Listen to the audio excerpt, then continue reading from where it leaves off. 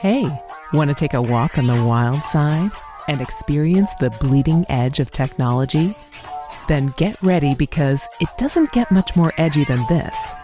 You're in for a wild ride. You're listening to Sovryn Tech with your host, the man in triple black, the golden stallion of the tech world, Brian Sovryn. He's got a huge brain. And now, here's Brian.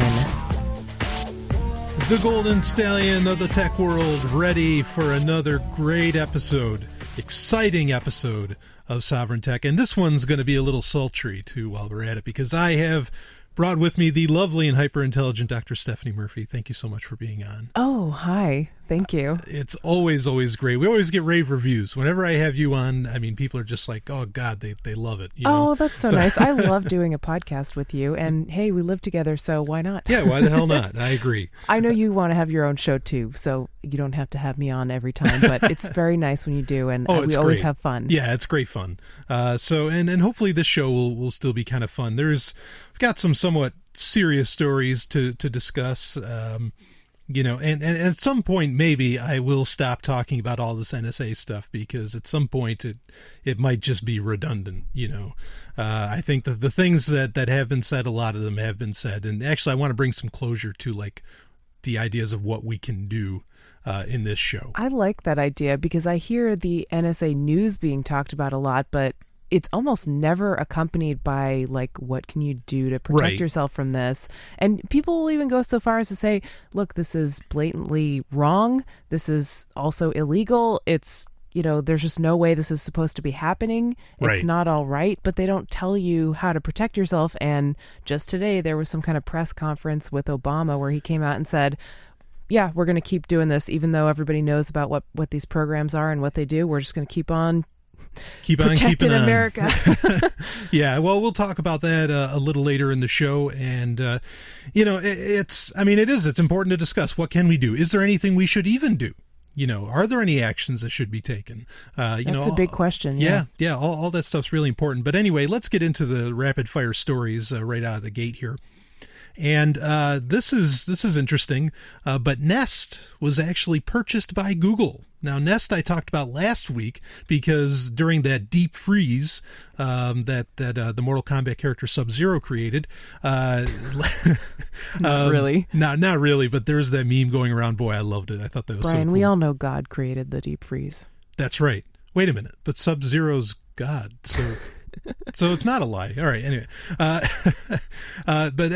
so Google, the Nest, these things were failing a couple weeks ago during that deep freeze, whatever. And so everybody's very, very concerned about it, and they didn't like the fact that, oh, hey, these things aren't that solid. And so now maybe there's a reason to have a little more concern, because now Google bought out the company for $3.2 billion. And talking about, they're in everything. They're taking over the world. Well, talk about the internet connected home. They're going to freeze you out. Hey, I'm not going to call these people crazy or paranoid anymore. I know people who are like, I don't want my thermostat to be able to be remotely controlled. Yeah, absolutely. Yeah. And I like Nest. Hey, you're only paranoid if you're wrong. That's right. I mean, I like Nest. I think it's an interesting technology. They developed a smoke alarm system, and I think all of it's really, really cool, but it's useful to know if your smoke alarm's going off. Absolutely. From your phone, if you're out of the house. I mean, I like that more than I like the thermostat idea, but because and partly the reason being is that thermostats are so simple, they work so well, there's really no reason to improve on them that much. You connect this device with two wires, and bingo, there it goes, a couple switches, or even just a dial, and you're fine. So I understand where people might be concerned about this. I understand now also that there are libertarians out there. There are liberty-minded people who think that Google is just fine and dandy and one of the greatest companies to ever walk the earth. I used to be a Google fanboy. But I don't think, I think to just like blindly accept, hey, it's okay. I think it's okay to question these things, is my point, and not to insult people who do question these things. Sometimes I kind of wonder if that's what's actually meant by the phrase eternal vigilance is the price of liberty. Like, you really kind of have to be skeptical of everything. Yeah. You can't just like sit back and just say, yeah, okay, take care of me. I don't think that's a good idea, at all. And I used to be a real Google fanboy, up till really very recently, but that has changed. So anyway, what changed it for you? It wasn't PRISM, because it was before then actually that I was, kind of stepping back from Google, and part of it was Gmail was just getting ridiculous in design. There was already the problem that Gmail was scanning your emails. Now, granted, any company, okay, or any email service that has a spam filter is scanning your emails. Okay, so it's not just Google. Pretty much everybody does this. But Gmail was just getting so ridiculous. I'm like, look, I don't want Gmail anymore. This is terrible. This sucks. And I also wanted to test, Google services are so integrated in the Android platform. I wanted to see for myself, can I survive other alternatives to everything that Google provides? Come to find out, there's plenty of them. And actually, I enjoyed it so much. And then when PRISM hit, it was just like, oh, well, fuck this. Yeah. I don't want to use these guys, not as much as I don't have to anyway. Of course, I have a Chromebook, which we're going to talk about Chromebooks too a little bit later on. So you were also annoyed that they were like verifying people's names. Weren't they like saying on G+ you had to use your real name or something like that? Yeah, G+ is getting bad. Facebook does that too. Yeah, but they were actually doing it before Facebook was. Yes, yeah. And there were some things where they were going to... Yeah, I didn't like the integration of... People have had a lot of problems. I also don't use Google for search. I use DuckDuckGo. So, I'm kind of decentralized in that way. Because there's people who are concerned that, hey, Google should not have a record. Because when you sign in with Google+, Google tracks, has a record then attached to your name of everything you search. And then they can use that. And to some degree they have. You can opt out of it. But they're using your search history and your like history and all this stuff, as promotions for companies. And I hope any of my listeners know how much I hate valueless marketing. And it is valueless. Okay. The stuff that I get from Google, I pay for, more or less. Google Drive, I pay. Okay. That's the thing. I don't mind paying, but this... Because if it's for free, generally you're not really getting what you want out of it. So anyway, let's switch to a company that I hate a lot more. That'd be Microsoft. And oddly enough, they are already developing Windows 9. And in fact, it's so developed. Now, there won't be an alpha because they have the Build Conference, which is their kind of... it's their version of the WWDC, their version of Google I/O that they hold. There won't be an alpha available for that, but it'll just be not available for that. That's how far along the line it is at Microsoft, which doesn't surprise me because Microsoft has one of those 9-year rooms where when you walk into this room, essentially you pretend it's 9 years in the future. And things in there are being developed with that in mind. So it's not so shocking. But for them to want to release it to a point, and according to this, this information that Windows 9 is already being developed, they're planning on it being out next year, 2015. That's quick. That's just like how Vista was a clusterfuck, and then 7 came inside of 2 years almost. So if you normally operate it as though it's 2002, and then you pretend it's 9 years in the future, does it kind of even out? Yeah, maybe. Yeah. I'm so annoyed with Windows, and me, Brian, I don't like blaming and shaming, but I almost want to say this is my fault for continuing to use Windows because I have a computer that uses Windows, and I had a Windows 8.1 preview on it, and recently it wanted me to upgrade to or update to Windows 8.1. Right. And it, put this thing on my computer that said, we're going to, restart your computer every hour until you upgrade. So I did, and I upgraded it. But it got rid of all of my programs. I had to manually reinstall all of my programs. Oh, it was ridiculous. And apps on the computer. And I was freaking out because I was like, I had Bitcoins on there. I want to lose my Bitcoins. Right. And Microsoft didn't really announce it well enough that this is exactly what it would do. Yeah. That it would be literally you installing almost an... Have you ever heard of that? Who does that? Why? What is the point of getting rid of all of the programs if you just upgrade your operating system? That's unheard of. Well, that's the thing is that they didn't bill it as you are getting an entirely new operating system, but that's exactly what they did. Yeah. Is they put on an entirely new operating system as to where most people, I think, were under the anticipation that it was more like a service pack that 7 and just Vista and XP update. got, where it's just, there's a major update. But no, 8.1 is a whole new operating system. It's going to treat your computer that way. And that was, I thought that was just, ridiculous for Microsoft to do. Good thing I have the tech-savvy golden stallion to help me. The damsel in distress with the technology problems. we got it worked out, but and I feel bad because I get a lot of questions about Windows 8, and I just don't care. Don't Windows blame 8 me for that. This is a great impetus to switch to Linux. I mean, I've been meaning to do that for a while. It's just some things are difficult, with my work as an audio producer. Sometimes it's a little bit hard, but Audacity runs on Linux, so I really don't have much of an excuse anymore. Yeah, and so many things are cloud-based. I mean, even Office is cloud-based now with SkyDrive and all this stuff. I mean, there's very few excuses. In fact, SteamOS Beta, I just found out a few minutes before we were recording this, that SteamOS Beta is out there ready for you to install. Go get that. And that's Linux based, and forget Windows, So anyway, but let's talk about some other releases that are coming out. Canonical, who's the company that makes Ubuntu, they have said that they are going to come out with their own high-end phone in 2014, and they specifically said high-end.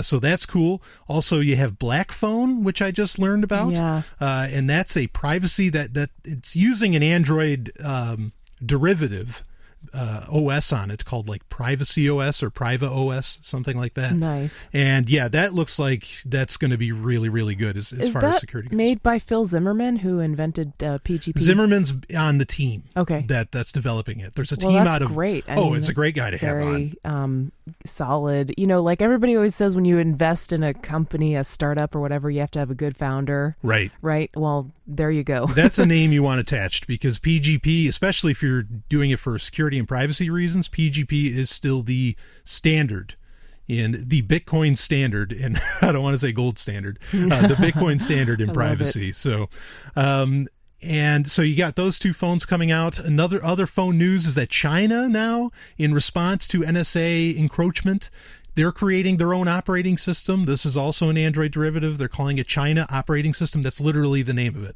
is COS, China Operating System. And they're going to be releasing it on phones, but it's made by the government. So you can expect they're just going to do the same thing the NSA did, just for themselves. Yep. Which is just crazy. But wow. A couple years ago, there was some phone, I don't remember what it was, but the U.S. government was saying, don't use these Chinese phones because they could contain Chinese spyware. China, yeah, exactly. Yeah, Highway, and I forget what the other company was, but everybody talks about that now, especially because it's ironic. Because that's exactly what the NSA was doing to every other country in the world. Yeah, exactly. Yeah. And to all of the cell phones anyway. Right. So, and another thing, this is something, I'm not recommending this right now. It's really, really new. I'm not recommending it, but I want people to be aware of it and maybe look into it. WireOver, that's the name of it, WireOver, and that's at wireover.com. It is supposedly an end-to-end encryption, unlimited size, as in you can upload files of unlimited size. It's a cloud system like Google Drive or Dropbox, but this is meant with privacy. This is built with privacy in mind, and again, there's no limits on. There's a free version of it as well as a pay version, but there's no limit on file size, things of that nature, and it's doing end-to-end encryption. Because right now, what generally happens is that if you upload to Google Drive, the file that you send gets encrypted after it gets to Google. So with WireOver, theoretically, it's going to get encrypted client side on your machine, and before it even gets to them, which is great. Yeah, so that's what we need. Yeah, so there's Mac, Windows, the Linux version is coming, but that's something maybe people want to start looking into. I still need to look into it, but I was excited to see it, and I just wanted to have that out there. Is it open source? That's the parts I'm not sure about. Yeah, so because everyone's always really wary of closed source cryptography. That's understood. I mean, admittedly, the company themselves did say, look, we know that governments are, there's mass government surveillance, and they don't have the right to do that. And so they're coming at it with a good attitude. Which is hopeful for me. And one last thing coming out, one last bit of news, and then we'll get right into the main story. AMD is coming out with a 12-core processor, which is pretty incredible. AMD, Whoa. oh yeah, AMD, it's called Kavari. Admittedly, it's kind of a cheat. It's not exactly 12 CPU cores, because I think 4 of the cores are GPU cores, which are graphics processors. Mm-hmm. All that's fine. That's okay. So it's not literally a 12 CPU core processor. But this is exciting because AMD is always the guys, they've always, most people just buy Intel chips, but AMD has always pushed the industry forward. They came out with the first dual core processors. They came out with the first 64-bit processors. So I think this is great. I was really excited to hear about it, and hopefully that'll get them in better graces. Now, wait a minute. I heard you say a while ago, you were talking about an octa-core processor. Like, why does anybody need 8 cores? Right.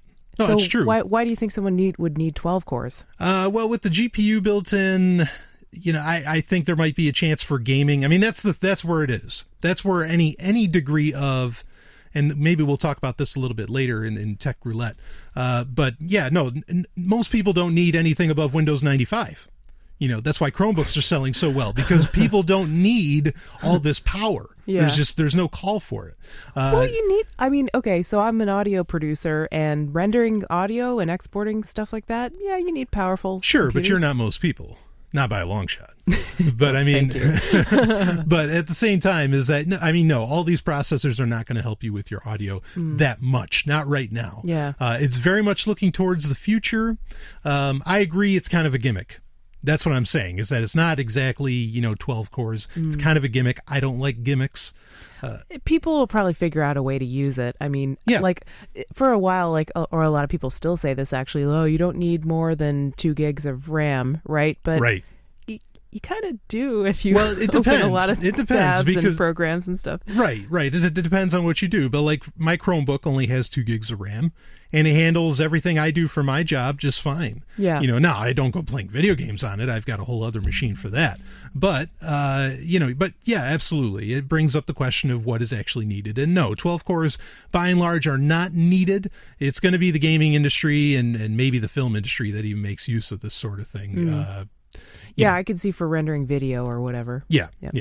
So anyway, that's all that. A lot of exciting stuff and some scary stuff there. But let's get into the ultra scary for our main story of the week. And this is from Business Insider. And Ford exec says, "We know everyone who breaks the law thanks to our GPS in your car." Duh. Ford's global VP marketing and sales, Jim Farley, said something both sinister and obvious during a panel discussion about data privacy today at CES, the big electronics trade show, which we talked about last week. Because of the GPS units installed in Ford vehicles, Ford knows when many of its drivers are speeding and where they are while they're doing it. But trust us, we're not going to do anything bad with that information. We're going to keep it right to ourselves. Right. Now, apparently Farley has retracted these statements. But sorry. You can't unsay Once that. you say that stuff, that's it. But Farley was trying to describe how much data Ford has on its customers and illustrate the fact that the company uses very little of it in order to avoid raising privacy concerns. We know everyone who breaks the law. His PR strategy just totally backfired. Oh yeah, in his face. that's what's hilarious is this is their marketing guy. Yeah. They're saying, we have all this data. Like they're trying to show how pious they are by saying, well, we have all this data, but we're not using it. But what everybody heard was, we have all this data. Right. Yeah. We know everyone who breaks the law. We know when you're doing it. We have GPS in your car, so we know what you're doing. By the way, we don't supply that data to anyone, he told attendees. Okay, let me just take your word on that. Yeah. By the way, do you think this is just Ford?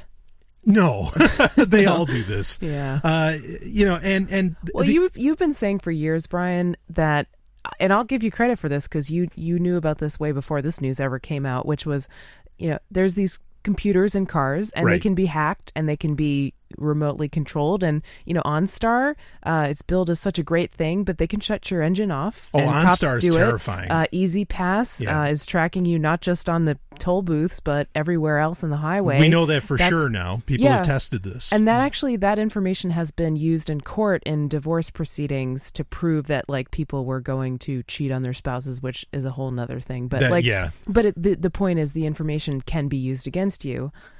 So yeah, there's lots of ways to be tracked in your vehicle. And then don't forget, of course, cell phones. If you have your cell phone with you, it's going to track you everywhere you go. Right. Yeah, I mean, now I've advocated on this show many times. I said, look, buy pre-96 cars. Yeah. Okay, for a lot of reasons. One of them, it doesn't have that stupid ODB2 computer inside of them. Okay, the other is that, the real solution, it's so funny with being green. Okay, now I support this. Yeah, let's take care of the earth. Yeah, let's cut down on pollution, all that stuff. I'm fine with all of that. Okay, if you really wanted to, some people are buying these hybrid cars to help the earth. No, buy an old car, drive it till it's dead. Then you're helping the earth. Junking a bunch of these cars to buy new ones is creating, landfills. Yeah, or junkyards. Everybody always forgets in the 3 R's. It's reduce, reuse, recycle, right? Right. And people focus a lot on recycle, but they don't focus on reuse. Yeah, exactly. Or reduce, right? Yeah. Which is like, do you actually need a new car right now? Right. So, I mean, and with that in mind, and then you take what the exec here at Ford is saying, and then or the VP, and then you take, like what we found out at Black Hat, where there's guys who were controlling cars with their Android device. I mean, come on. There is no good argument for having computers in cars. There never have been, right? In my opinion, all this stuff just creates a mess. I've heard people say that they had to charge their battery every week because of some crazy thing the computer was doing. It was draining the battery on the car. I mean, it's ridiculous. The car industry is turning into the computer industry. Okay, but it's at those 90s growing pains where computers sucked. Okay, so this is not good. I'm not a fan of this sort of thing at all, and it's scary. Here's the thing: if Ford, like he said, here's the interesting takeaway. The first thing that came to my mind when this marketing guy said, we know every crime that happens because we know where your cars are going. And I mean, who knows what other information they could be getting. I mean, especially with Ford, you have Microsoft Sync built in. I mean, come on. So you have Microsoft and Ford working together. That's a match made in hell. Yikes. And yeah. But the first thing that came to my mind is that, so if they know every crime that's being committed and the NSA is getting all this information and they're not doing anything about it, like they're actually are they saving it so they can entrap people into worse things later on? So they have blackmail material, or is Ford being honest in that they're not telling anybody about it because they could have given this information to or any other company? It's not just Ford, I guarantee it. Could be giving this information to the police, saying, "No, we know exactly which car it was, where it was, when it did it." Yeah. Do the terrorists just not drive a Ford? Maybe, but whatever. Maybe they know better to drive older cars if that's knowing better. I don't know why they have to ask, have you driven a Ford lately? Because they already know. Right. I mean, the question's redundant. That's great. That's what somebody should say. Have you driven a Ford lately? It's like, don't you know? Your marketing guy says you got it all. You have all the info. And this leads into pretty well to what I want to talk about in the next segment, is this interconnected world. And maybe it's not a good thing. And boy, I'll tell you, I mean, Ford's talking about this like it's a good thing. That's scary. That's scary that he's boasting. Yep. That I know what you did last night. Forget it. So anyway. Well, all the cop cars are Fords, so he's probably catching a lot of them speeding and doing naughty things. That's an interesting point that might deserve some exploration. We'll be right back.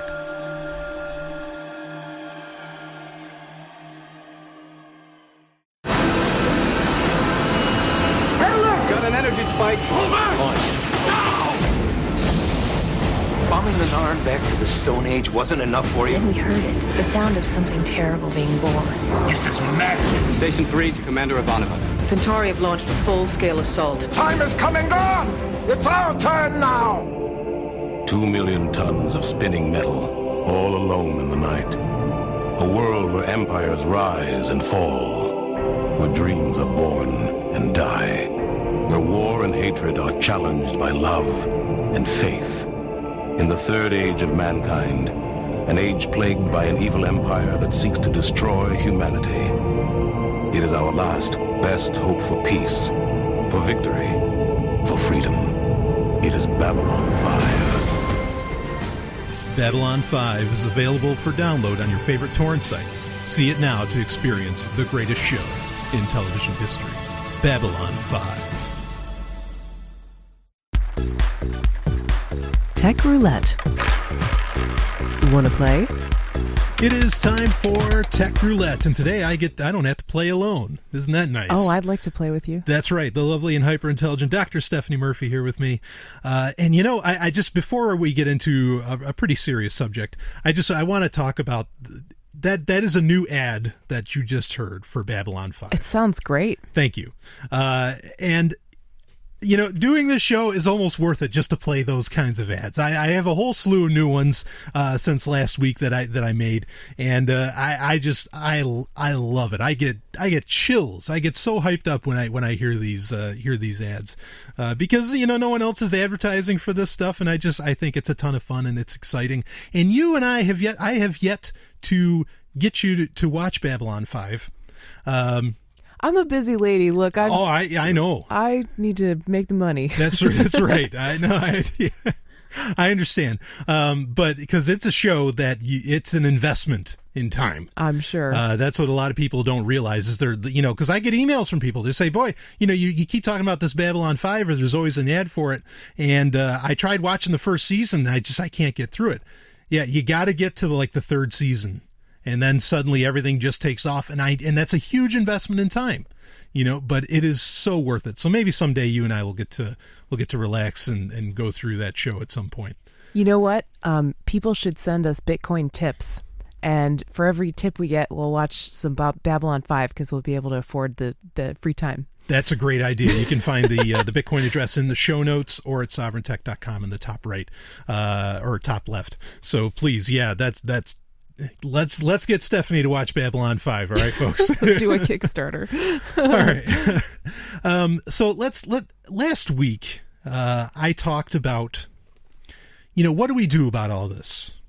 What do we do about PRISM, about everything the NSA is doing, about this, this hyper-connected culture? And I don't necessarily mean hyper-connected in a bad way. Usually when someone uses the word hyper, it's meant as a derogatory term. Mm-hmm. Like when you take the phrase hypersexualized, which whatever the fuck that means. But, usually that's meant as derogatory. It's usually a judgment. Yeah, exactly.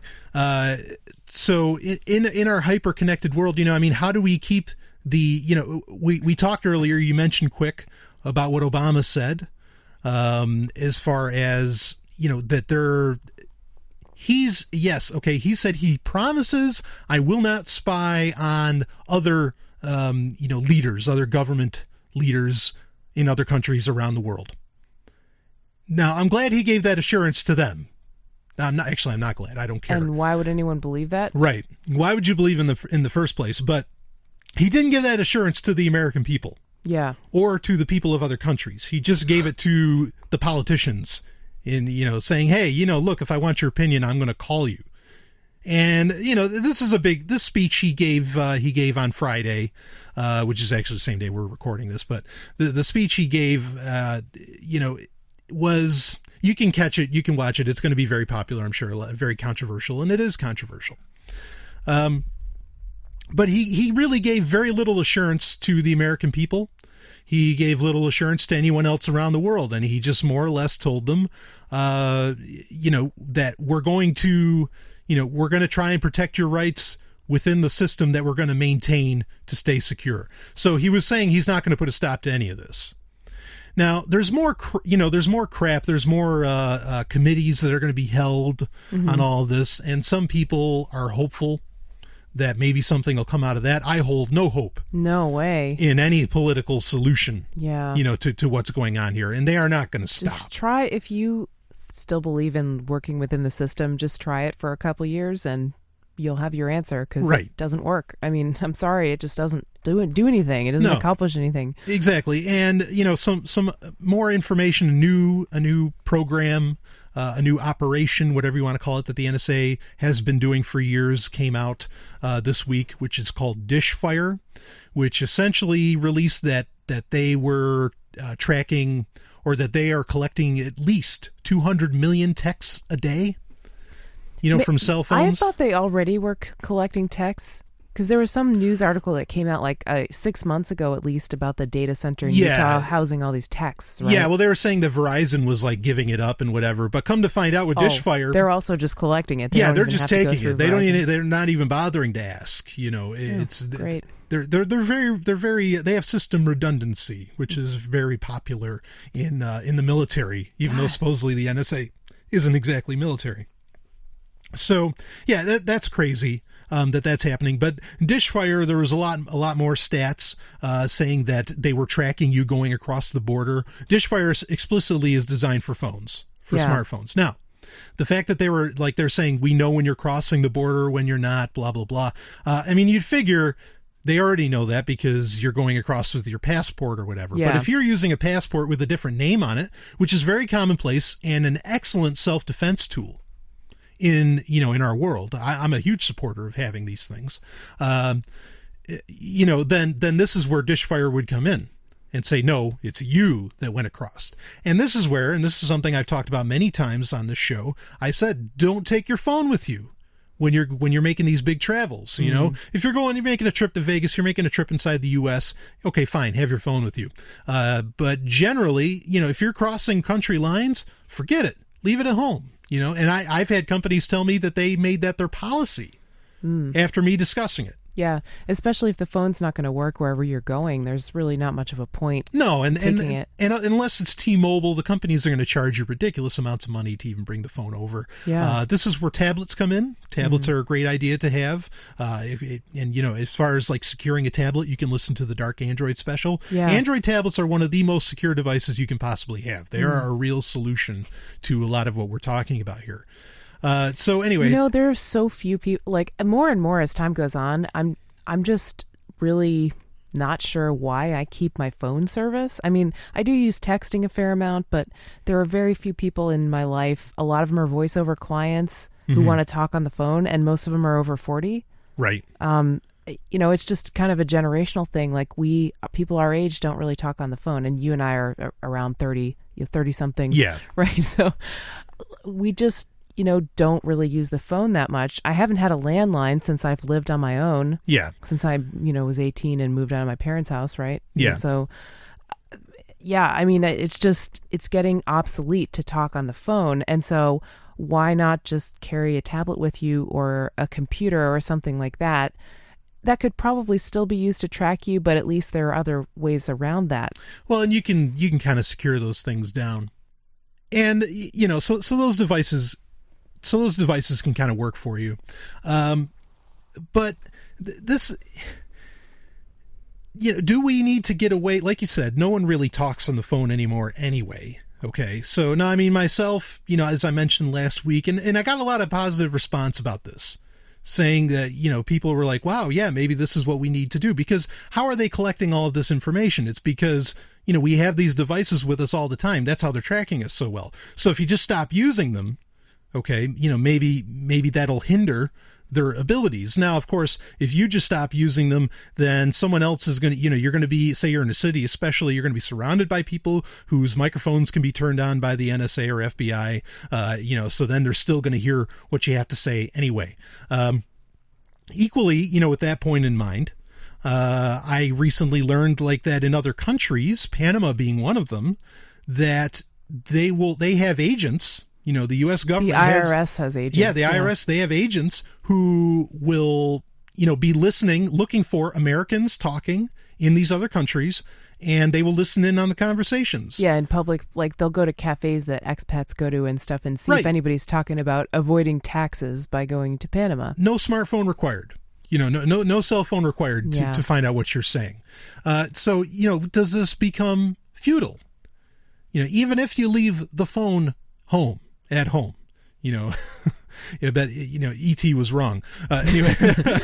No, he was right. E.T. phone home. Phone home. Leave right. the phone at home. Yeah, leave the phone at home. He Maybe just left out right. a couple words. Yeah. Broken English.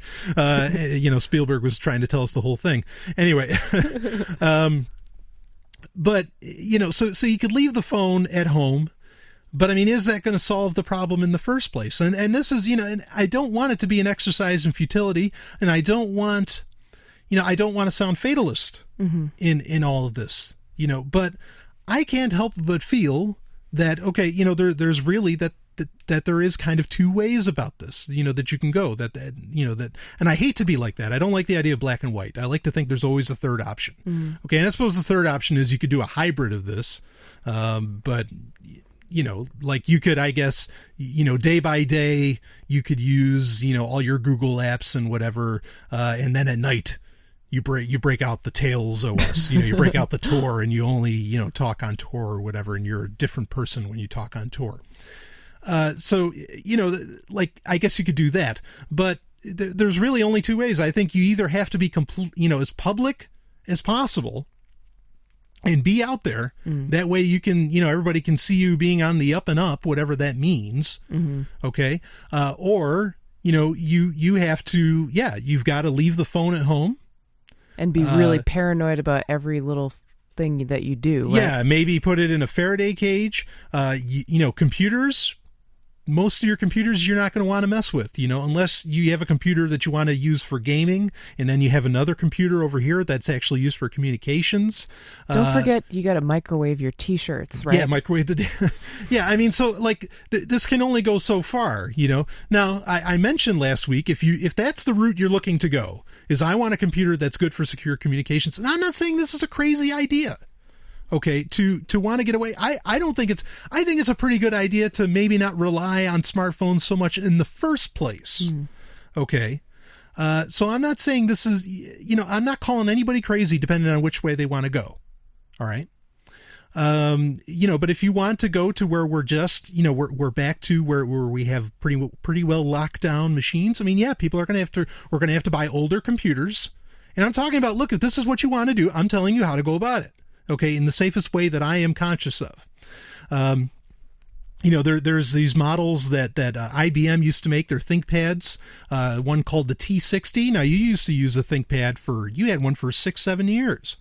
And the thing, I mean, regardless of how much... Yeah, I wish it was still operable. I mean, it didn't have a webcam. It didn't really have much of anything. Exactly. Yep. That's the point. And it still has a modem, as in a 56K modem onto it. Okay, now, you can buy devices like that new. Now, keep in mind, your machine lasted you 6 years. You beat the hell out of that thing. I did, yeah. I was bringing it every day back and forth to work. Far more than the average person would use their computer. Yeah. Okay, so you buy one of these machines for about $200. They're going to last you forever.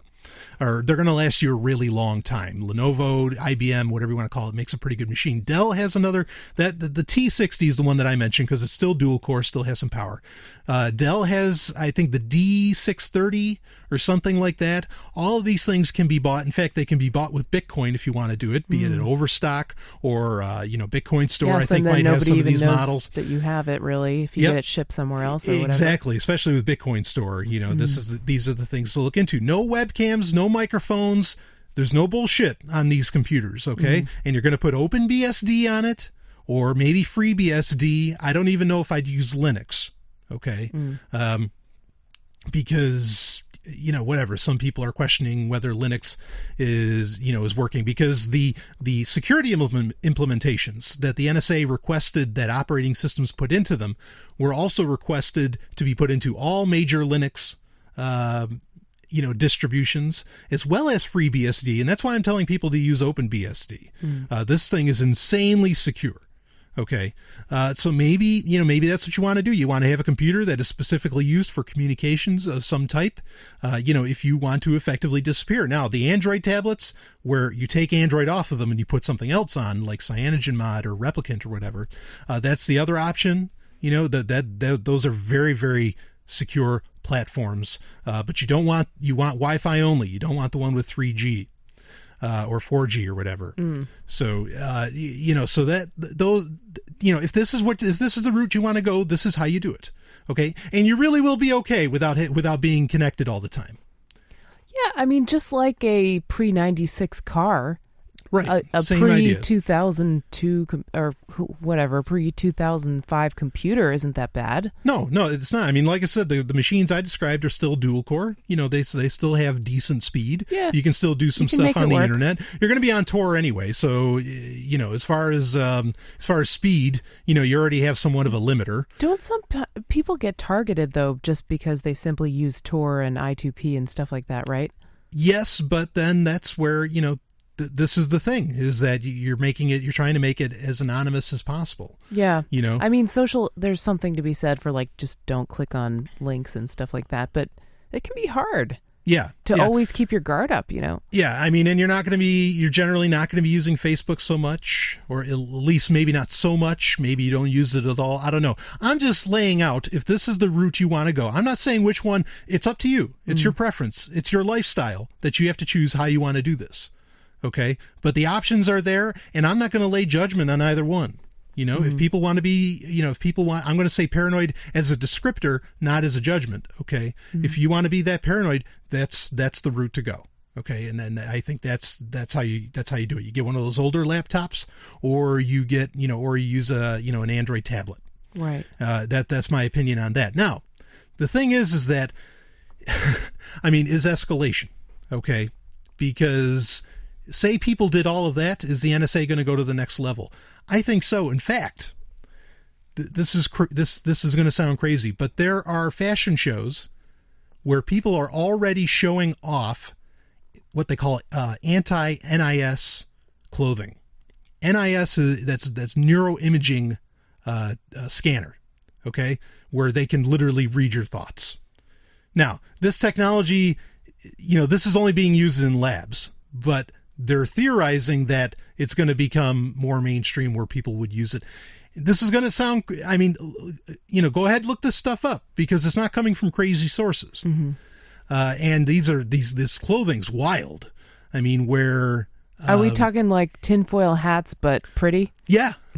Literally. Wow. We're talking tinfoil hats, but pretty. It's incredible. Where what they actually do is if you know you're near an NIS device, essentially, and supposedly they would label these things, you would kind of put this down, like you would move it on your head. It's really hard to describe. Yeah. So that it would confuse your thinking. That way they couldn't read, your thoughts would just be kind of a cluster. Wow. Yeah. Well, my thoughts are kind of a cluster anyway. Sure.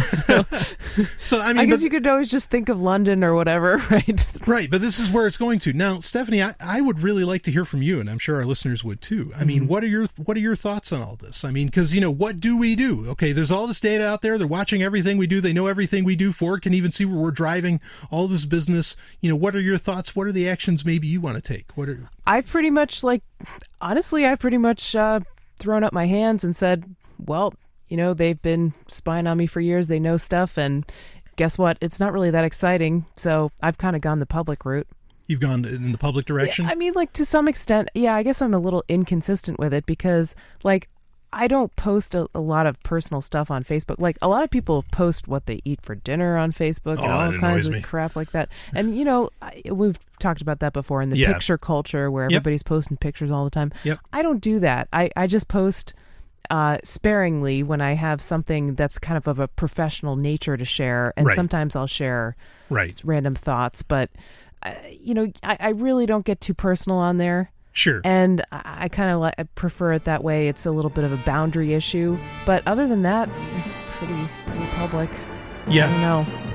Okay. I don't want to take the energy to go the really super paranoid route. Yeah, it does take energy. I do it when it's easy and convenient, but not when it's hard. All right, we'll talk a little bit more about this. Time now for 90 Seconds on Sex with Dr. Paul. The cervix is located at the back of a woman's vagina. It's the lower part of the uterus, and it feels like the tip of your nose, except it becomes softer when a woman is ovulating.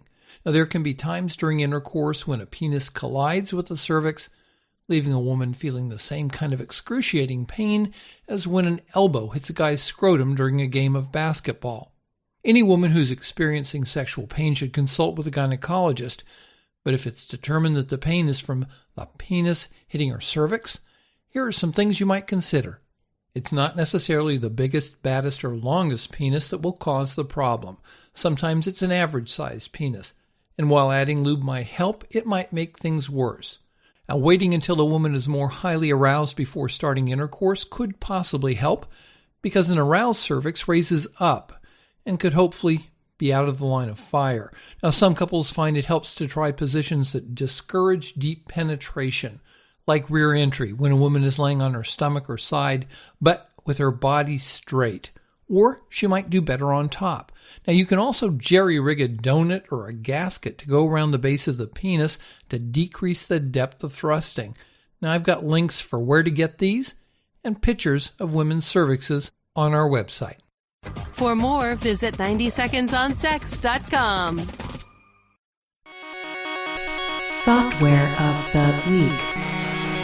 It is time for Software of the Week, where I talk about software that's useful, sometimes terrible. But before I get into the Software of the Week, I want to touch a little bit more on what we were talking about, Stephanie, in the last segment. And that, I mean, how do you feel about the idea of, like, I'm getting more inclined to think the idea of just not relying on the phone and maybe putting, not making the phone the center of our universe so much. Is a pretty good idea for anybody to kind of implement, to get out of this, like, always connected, to get out of this expectation. Like, I get so many private messages and I want to talk to people. I really do. Okay. But like, I can't answer them right away. Like, I just don't have the time. I feel the same way. I can't keep up with Facebook, Twitter, all these messages. I get like at least, 5-10 messages every day, and I just can't. I can't answer them. Yeah, I mean, I love these people, but I think sometimes, like, they have an expectation of, like, no, and I'm worried they're, like, sitting there waiting for me to respond. It's like, I can't. Right, and then there's email on top of that, too, and it's like, you got business emails you got to deal with, and it just piles up, so I can see why people feel pressure to have their phones on them all the time, because otherwise you can't really keep up with everything. It's like a flood of information that you just have to kind of keep batting back, and people are expecting to hear back from you, and if you don't, sometimes it can have these consequences. And I mean, it can be really exhausting to keep up with. But I feel a little resistant to the idea of, like, well, leave the phone at home, because it feels like a Luddite thing to me. Instantly I'm like, well, no, I don't want to be a Luddite. I want to embrace technology. But it's kind of true that you sometimes stepping away from it feels really good. And, you can just kind of clear your thoughts and not worry about what everybody else wants you to do. Worry about what you want to do. Yeah, I mean, and I've said before, it's not the technology's fault. Okay, and it's not your fault that this is being used for such nefarious means.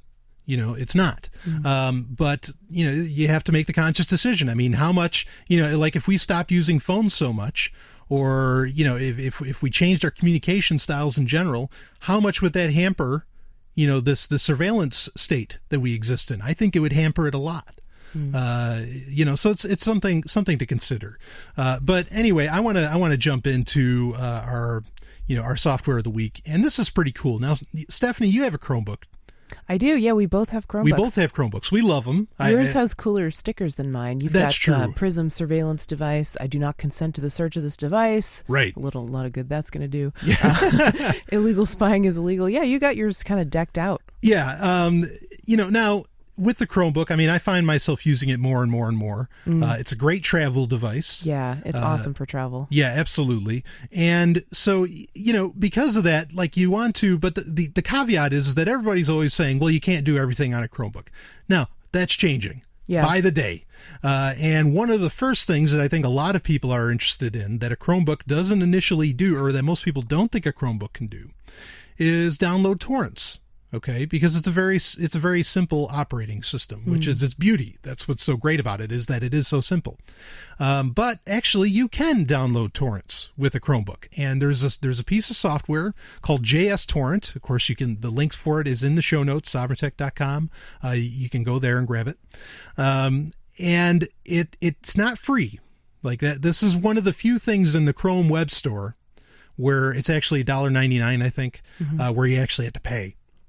Some games you have to pay for in the Chrome Web Store. Most of the stuff in the Chrome Web Store is totally free. This is one of the ones that isn't, but you're getting a really great service in that you can now torrent with your Chromebook. Of course, seriously, you can pay $1.99. Yeah, come on. Think of all the money you're going to save on movies and stuff. Exactly, when you compare it. Now, some people would say, well, most Chromebooks only have a 16-gig hard drive. How much are you going to torrent anyway? Okay. You're torrenting on a Chromebook. Let's just appreciate the fact that that's happening. All right, as Chromebooks become more popular, and as Chrome OS and Android combine more in the future, this is going to be something that's going to become more important, and hard drive sizes will increase when that sort of thing starts happening anyway, in my opinion. So it's JSTorrent. It works through JavaScript. Okay, that's out there. You can always plug in an external hard drive, can't you? Of course. Yeah. So there you go. There you go. Solved. Bingo. Exactly. So it's handy to have. I mean, $1.99 to give you the ability to torrent, and it just adds one more thing to where, hey, Chrome OS can do anything. And all this also works in Chromium. When are we going to be able to podcast from Chrome OS? That's what I want to know.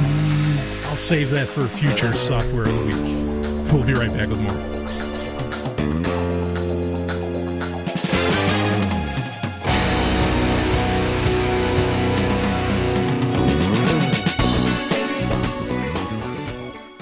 From Big Finish Productions, Blake 7, The Classic Audio Adventures. I'm taking Liberator in on manual. We'll be in teleport range in 2 minutes. What the hell was that? Information. Liberator has been attacked. You don't say. Put up the force wall. Confirm. Message to all ground commanders. Initiate the final phase. Let's crush these rebels once and for all. My name is Avon. Kerr Avon. Kerr Avon. Our hostage arrives, but you may be unnecessary. As a hostage, it's nice to be superfluous. You can go to Blake7.com to find more of the new adventures of one of science fiction's greatest masterpieces, Blake 7, at Blake7.com.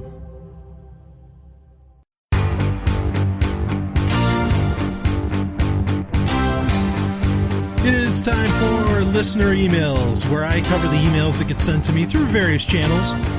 SovereignTech@riseup.net, of course, is the email address for the show. And we're going to actually rise up to something that's going to come up here in a second. Also, this week's listener email, I got someone posted to me on Google+. I've kind of backed off of Google+. I try to back off of everything except for Twitter. And email, but I'm there. If you want to contact me through Facebook, great. Whatever, however you do it. I also have, actually, Sovereign Tech has now. If you go to sovereigntech.com, you look in the bottom left. There is, you'll see. I also have an Instagram, which I'm kind of having fun with as I go to conferences. I'm going to use that more and more. So wait a minute, you're not going to send out pictures of your dinner? No, no. I think I might have sent out a picture of my tea at one point, but I wanted people to know, no, look, you can go buy this. This is a great tea. I don't want to show you my lack of prowess at cooking, because I have an absolute lack of that. But anyway, Stephanie, thank you so much for being on the show tonight. Really thanks appreciate for having it. me on. This is fun. Yeah. So we'll get into this. Again, this came from the Google+. But, however you want to get in touch with me, you can direct message me. You can PM me. It's fine. Like I said, I can't always get to them. Unfortunately, or fortunately, an incredibly busy guy. And, that's the thing. When these people direct message me or PM me or whatever, I want to give them the respect of my attention. And so, I guess I could respond really quick, while I'm in the middle of something, but I don't know. I feel like that's not really connecting with someone. But that happens all the time, though. That's the thing. I feel the same way. It's like, oh God, this person's going to feel terrible because they sent me a quick email and I can't even just spare the time to respond to them. They're, what's my excuse? It only takes 30 seconds, but sometimes you just don't have the bandwidth to do that. Yeah, and I want to give the person the respect, that, they're reaching out to me, which I'm honored by, and I want to give them, the respect of being able to actually take some time with them. And anyway. And then there's the opportunity cost of you don't reach out to your existing friends. Right. Right? Yeah, exactly. So in any case, please continue to send me messages, emails, whatever. You also tweets. I want to promote your ask.fm. Oh, I do have Ask.fm. I you also always have forget that as well. But I make sure you're on track. I don't know. Some people were at first were using it. Now I'm not seeing it getting used so much. But anyway, you don't have to Send Brian questions on Ask.fm. And seriously, This is your chance to troll him. Yeah. Troll the shit out of Brian. Right. This is the thing. All the services I promote, you don't have to actually have an account to use them. Mm-hmm. So that's, I think a lot of people think, I got to make one more account. No, you don't. Mm-hmm. You can check all this stuff out without, you can check out Instagram. You can check out Ask.fm. You can even ask on Ask.fm anonymously, or at least as anonymous as, one can be without logging in, whatever, and ask me questions. And yeah, you can troll away on me. So anyway, let's get into this question, and I'm going to read some of it because there's a lot of questions here, so I can't just really wrap it up.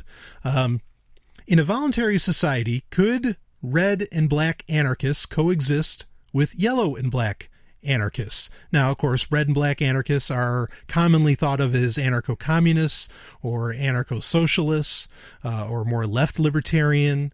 That's usually, and then yellow and black, of course, means anarcho-capitalists. Yeah, it's hard to define those sets of beliefs succinctly, but I think one of the major separating features is the idea of property, property ownership and property rights, right? And also, whereas the ANCAPs or the yellow and blacks are very strong on property rights and property ownerships and defending your property and so forth, whereas the red and blacks are kind of looser on that, or maybe don't even like the concept of private property at all. Well, this is key, okay, in this question. The ownership of the means of production is another thing, and right.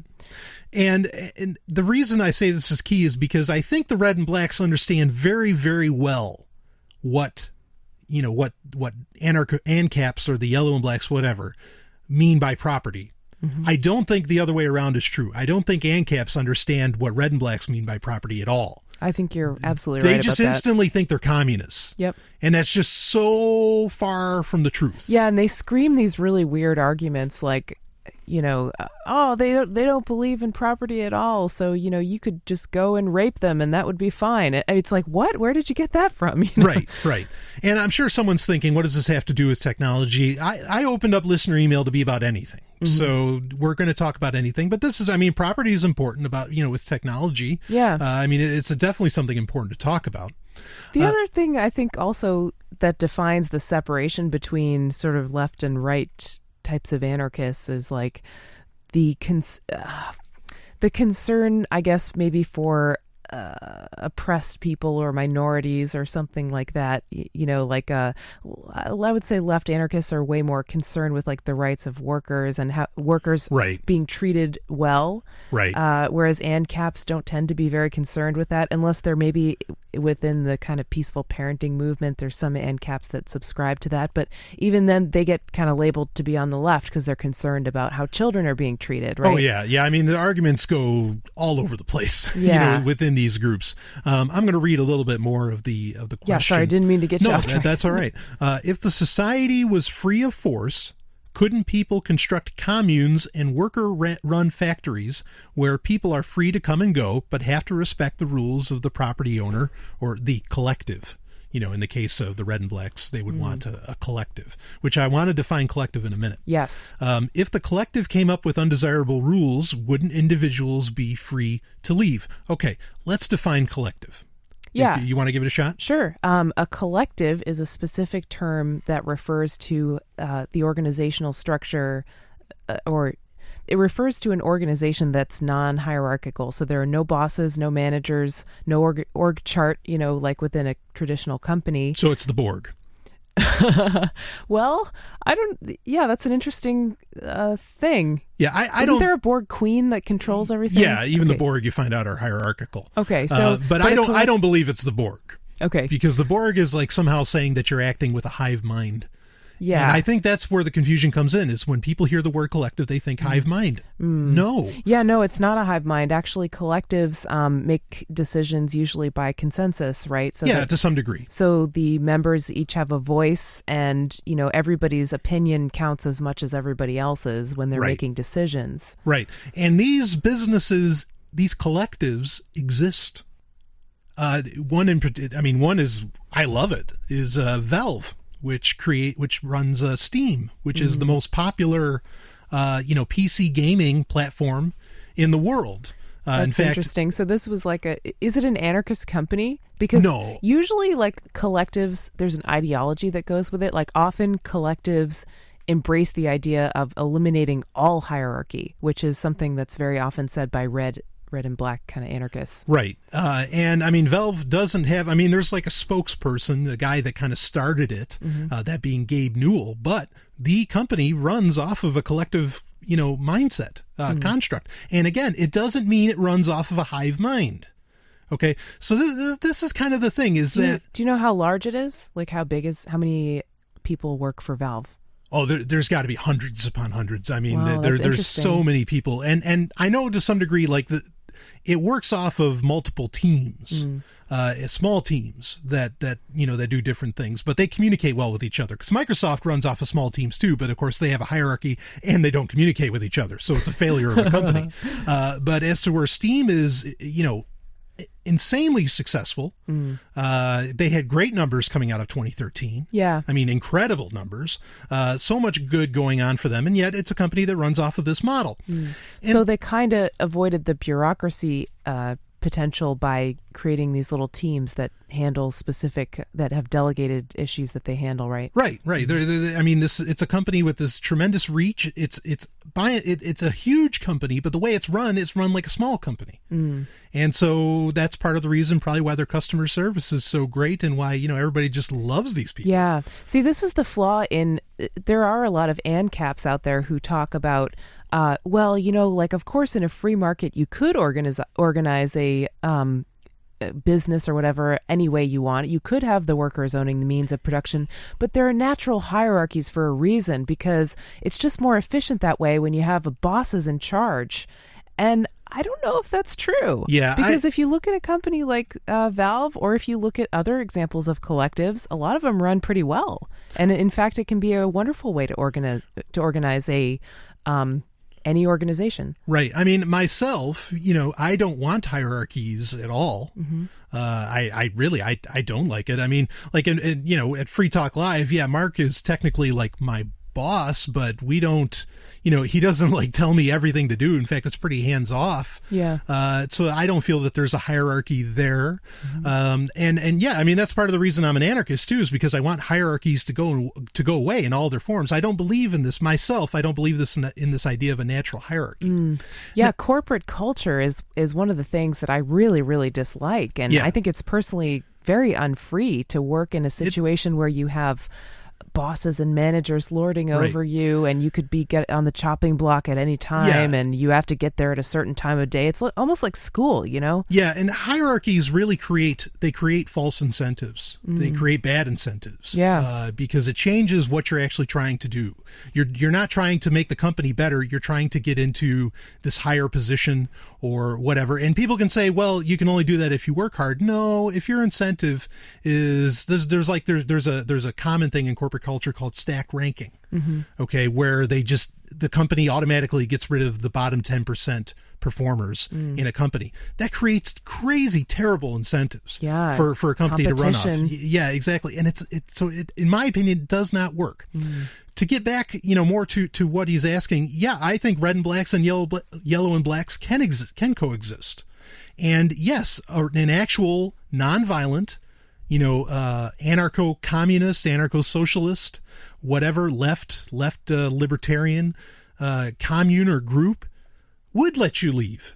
If they're actually practicing what they preach, if they're going to be as peaceful as they claim, and as much as the ANCAPs are claiming.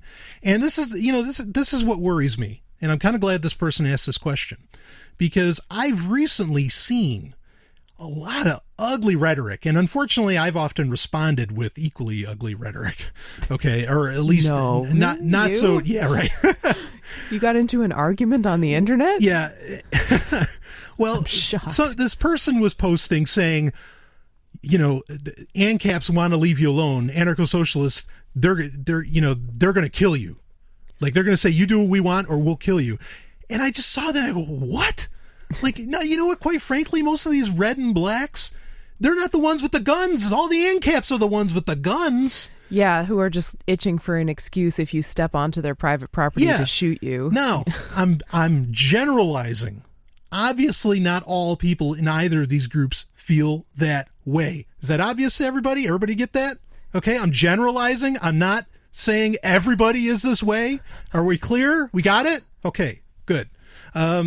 So, but I thought this was so ridiculous, that people are just so hateful towards the idea of, like these misinterpretations and misunderstandings of collective and property. Well, it's like some people, once they get into a certain point where they feel like they belong to a movement like anarcho-capitalism or whatever, they get kind of entrenched and dogmatic, and they just are not open to different points of view, and they kind of feel the need to like attack them because they aren't really using intellectual rigor. Yeah, they want to attack because that... Yeah, like if they were secure in their positions, they wouldn't need to attack other people, but...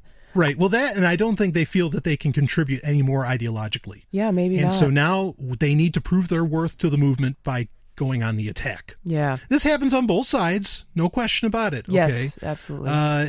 But this really bothers me because, I don't really care to use the word ANCAP for myself. No, I don't. I moved away from it too. Yeah, I mean, so many people like capitalism, and I'm glad Free Talk Live is even starting to, where they're not using the word capitalism so much anymore. Cool. It's okay if you do. It's fine. But just, it is a word that's really, really wrapped up with hierarchy, which I don't want. Again, I don't want it in any single part of society at all, and I don't think it's natural. Oh, it's My just opinion. So many connotations for so many people, and it's hard to know. It depends on who you're talking to, how they're going to react to that word, and it's difficult to know right off the bat. Right. But I did want to just mention something real quick before the end of the segment. There was a post on Reddit that I saw this week where what the listener asked about in his email was actually coming true. There's a place in New Hampshire called Grafton. It was known as the site of the Freetown Project. There's a lot of people who would call themselves ANCAPs who live in Grafton, okay? Right. And a guy posted, hey, I'm your friendly neighborhood anarcho-communist, and I would like to set up a commune and we were looking at places, and Grafton seems to be a great place because it has no zoning. And so my question is, if my friends and myself move in there and we have our little commune and we don't bother anyone else, are we going to be pretty much left alone and let be? And I think a lot of the ANCAPs really appreciated that question, and they were, for the most part, they were saying, yeah, of course, like, do your thing, we'll leave you alone, right? Yeah, well, I think that happens, and I think that's great, and I think that answers the emailer's question. Yeah, they can totally coexist. Yes, they can coexist as long as we recognize, hey, we're over here, and we'll just do our thing, and that's fine. And I think that's great. That's how I feel about it. But I think it's interesting to point out, and I don't mean to sound regionalist at all, but when you get a critical mass, or not necessarily a critical mass, but when you get a lot of people, liberty-minded people together, okay, this kind of this hatred that happens, or this really, really, really vehement rhetoric that comes out just doesn't exist so much here.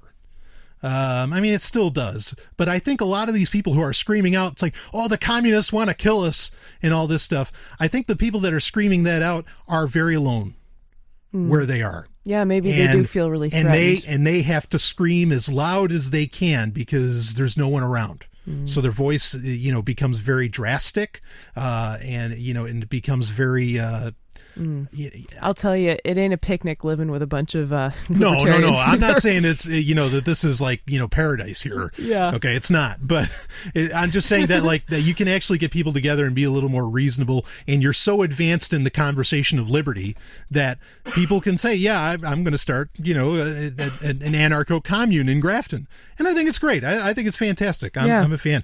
And I'm also annoyed. I'm going to have to bring it up in the next segment because there's something else that's annoying me too with this whole topic. Is there's a lot of people sharing this meme around about he who doesn't like capitalism. It says he who does not like capitalism throw the first smartphone. And I think this is crap. And I'm going to explain. I'll explain why when we get back. This is Sovryn Tech.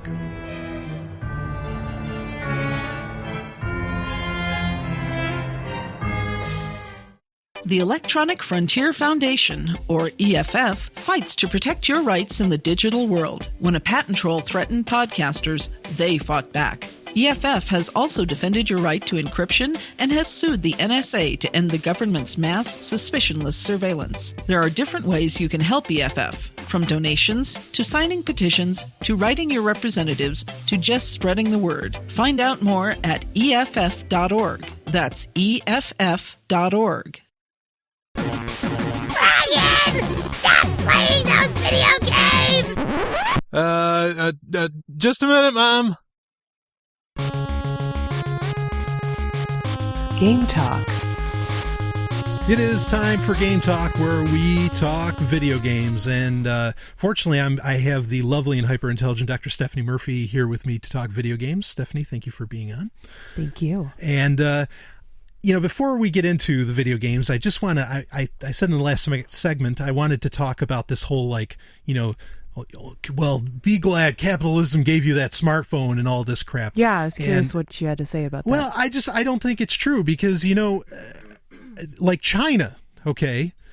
China is a communist country, and that's usually who people are railing against when they talk about communism, or they talk about Russia. Russia developed technologies that smoke, and a lot of which smoked half of what America was developing at the time. They were developing their own technologies, as to where America really just bought out or brought over stuff from the Nazis.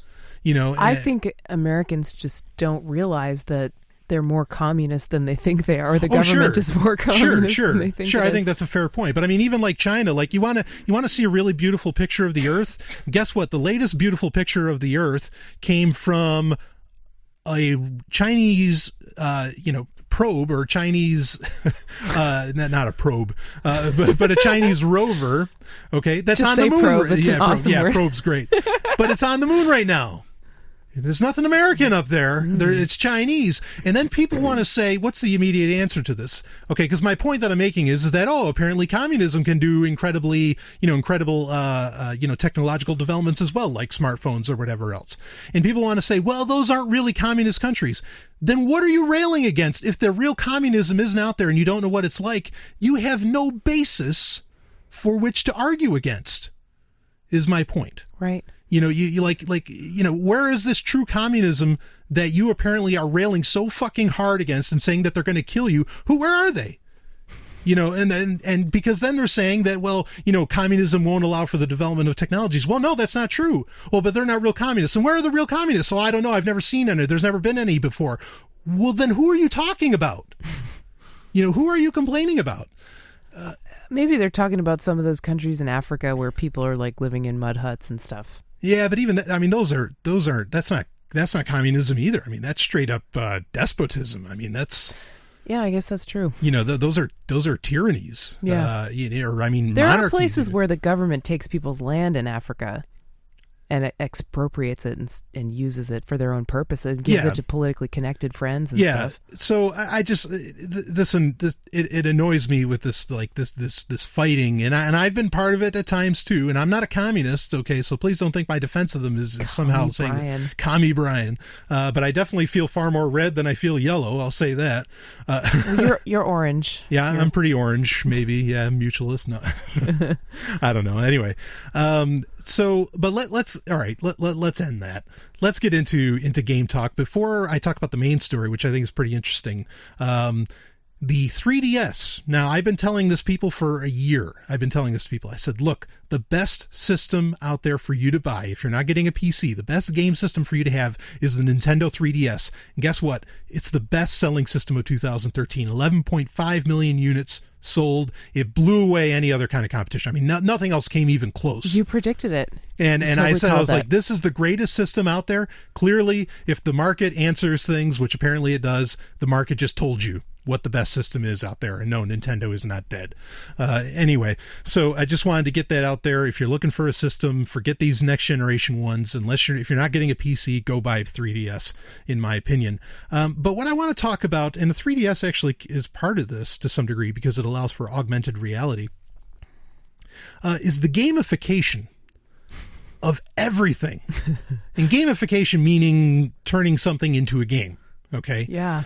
And this is becoming, this is almost a pandemic, in my opinion, because everything's doing this. There's apps for Android, iOS for your smartphone. Like there's one called Zombies 5K, I think, where it essentially simulates you doing your runs. You're going out for a run, good jog, whatever, and it simulates zombies chasing after you.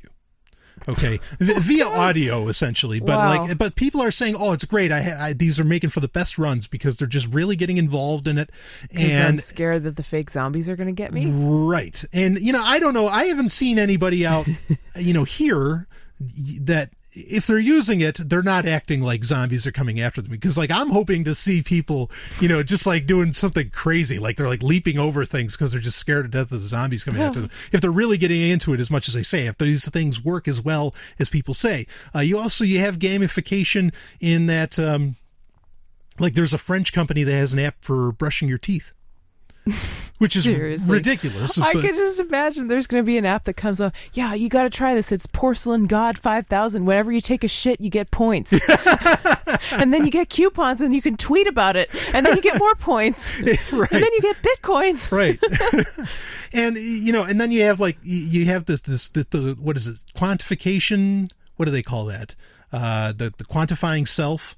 Where people, I'm not familiar with this. Okay, I think you know of it. You just don't know. You didn't know the name. But the quantifying self is where you have like the Fitbit, where you have some of these, or like the Nike Fuel Band, where all these things are, giving you all this data about what you're doing, how you're sleeping, whatever, and then all that stuff gets in there. And then you take something like you put it into the computer. The sleep app that shows you when you woke up. Yep, there's that. All this stuff giving you all this data, and then you can put it into your computer and you can analyze it. Or if you take something like the Nike Fuel Band, where it's actually giving you points, and then you can do something with those points on Nike.com.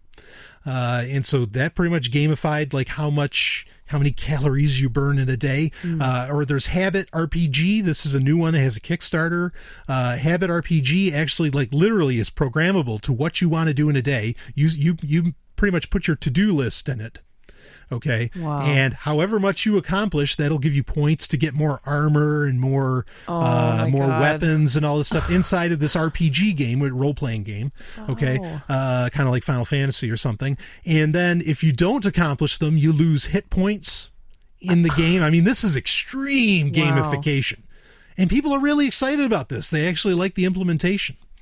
To me, this just shows how trained people are to think that the only way you're going to do stuff is if you have rewards or punishments behind it. They're so lost when it comes to intrinsic motivation that they don't do things because they want long-term happiness, or they want to accomplish their long-term goals and they get satisfaction or gratification out of doing that. Or out of one's own health. Yeah, right. Your health is a great thing your health is a great intrinsic motivation to work out, because when you work out, you feel healthy. Points or zombies are very short-term extrinsic motivators that, I just feel sad if someone can't get the motivation to work out without those things. Right. Right? On the other hand, I think you might be a little guilty of this, Brian, because you have an app called the 7-Minute Workout. Well, I was going to mention this. Because tell me what you think about that. Okay, and the reason I was going to mention that is there are workout apps. I also have the Spartacus workout app. Yep. But all it does is just tell me, I don't get points. I don't get anything for doing them. It's just an app that, it's like having a personal trainer there telling me, okay, this is the workout you're going to do next. Mm-hmm. This is, the time frame within which you're going to do it. It's really no more than a stopwatch. Mm-hmm. And a book. It's a combination of a workout guide and a stopwatch. That's really all these things are. Yep. And so I see them as very different. In regards to this gamification is I have to put in points and I get rewards out of it.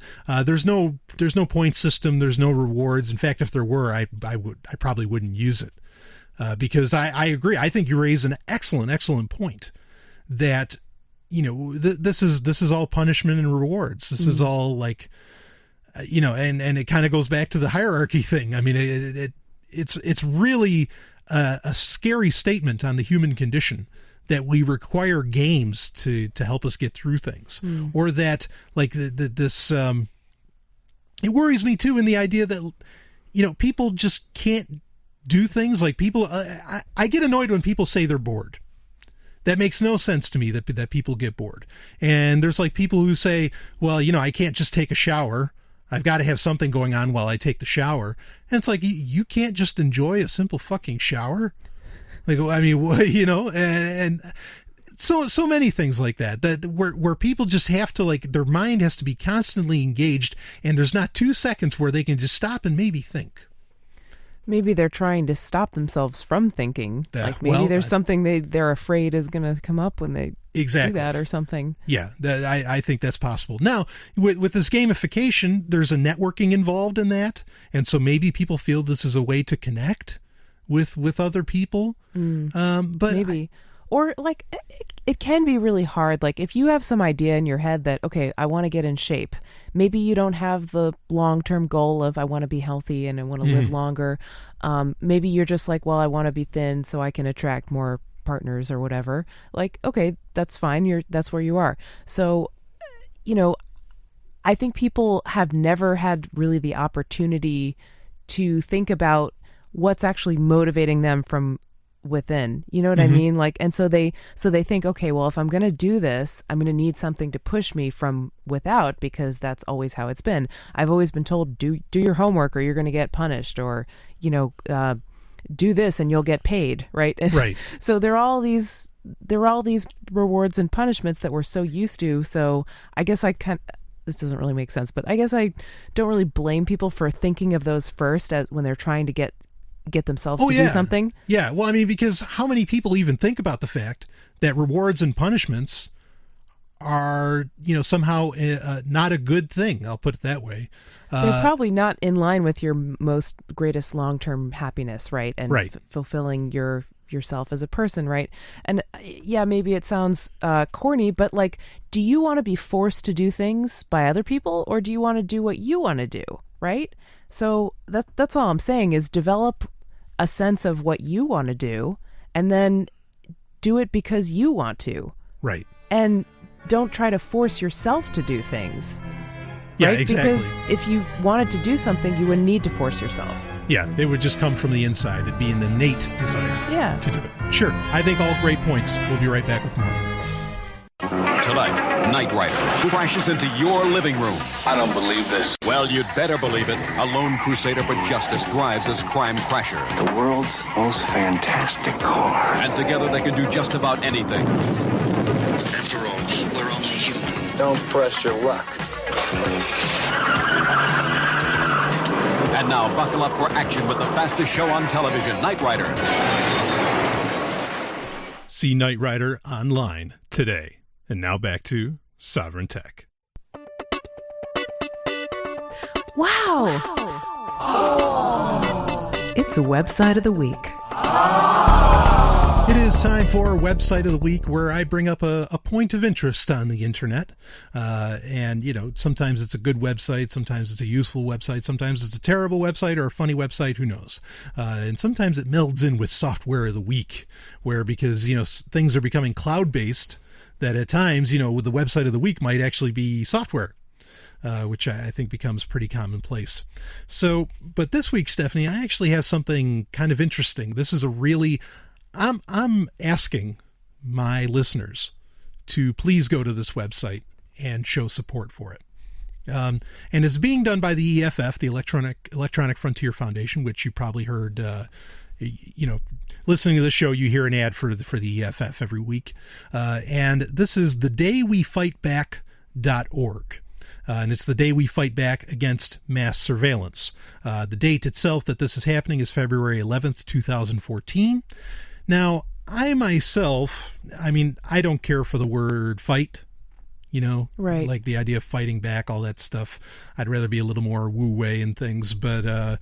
What's woo-way? That's actually a Taoist term, but doesn't have to be used for Tao. It's essentially, it's like fighting by not fighting... It's a long story. Listener email if anybody wants to know about Wu Wei. But so This is, I'll read a little bit off the site here, and it's, Dear users of the internet, in January 2012, we defeated the SOPA and PIPA censorship legislation with the largest internet protests in history. A year ago this month, one of that movement's leaders, Aaron Swartz, tragically passed away. Aaron Swartz, of course, being, I nominated him as Person of Excellence 2013 from Sovryn Tech. And today we face a different threat, one that undermines the internet and the notion that any of us live in a genuinely free society: mass surveillance. If Aaron were alive, he'd be on the front lines fighting against a world in which governments observe, collect, and analyze our every digital action. Now, on the anniversary of Aaron's passing and in celebration of the win against SOPA and PIPA that he helped make possible, we are planning a day of protest against mass surveillance to take place this February 11th. Now, you can go there, you can sign up, and get updates about what's going on with this. This is kind of a political action. It's sort of a quasi-political action, and I don't think political action genuinely, I don't really think it works. But when they took out SOPA and PIPA, which the EFF was very, very much behind, this wasn't something that necessarily got defeated in Washington. Mm-hmm. It was something where websites were turning the lights out, essentially, and they were, just showing, hey, this stuff goes through, we're gone. We're not going to put up with this. And so, it's non-compliance, in my opinion. Are you taking a stand if you go with them? There's a certain, you can go on the website and find out more details about this. But on February 11th, are you really going to make a big change? Probably not. Probably not. But where I don't care for political action, I do care about awareness. And there are really, really great tools on this website where they use, you can post about it on Facebook and Twitter. I know people say that sort of thing is useless. Generally, it kind of is. There's also there's an app on here where you can put a Stop the NSA logo over your profile pictures on Facebook or on Twitter. And I've done that. And I think that's kind of a cool thing to do. Can you make it cover one eye? It's actually one eye, which I'm not even we won't even go there. But I think it's a good thing if it makes awareness. Yeah. That's important. Yeah. Educating people is actually the entire solution. Political action is not. But this is one of those things where people can look and go, what the hell's that? Yeah, or so they don't feel alone for opposing it. Absolutely. So check it out, thedaywefightback.org. This is Stephanie Murphy, Sovryn Tech producer. You may know me from this show, but did you know that I have my own podcast? It's called Pork Therapy. Pork Therapy is a bit different from other shows. We cover current events, big ideas, and even relationship issues, all through the lens of how we can get more freedom in our lives. Oh, and you'll love Sex and Science Hour. Join me on my website, porktherapy.com. That's porctherapy.com. Now back to Sovryn Tech.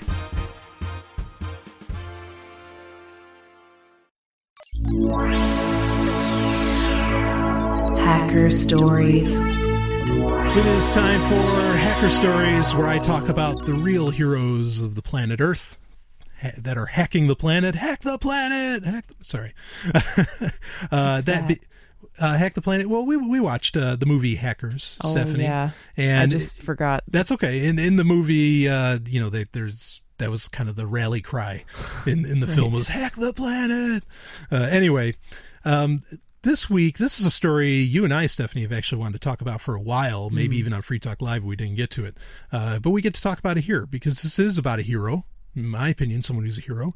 It's actually a story. It's a follow-up to something I talked about at least quite a few months ago in one of the earlier episodes of Sovryn Tech, where in Stuebenville, Ohio.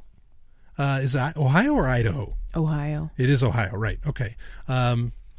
There was, let me read the tagline here. Stuebenville rapist released while hacker who helped expose him faces 10-year sentence.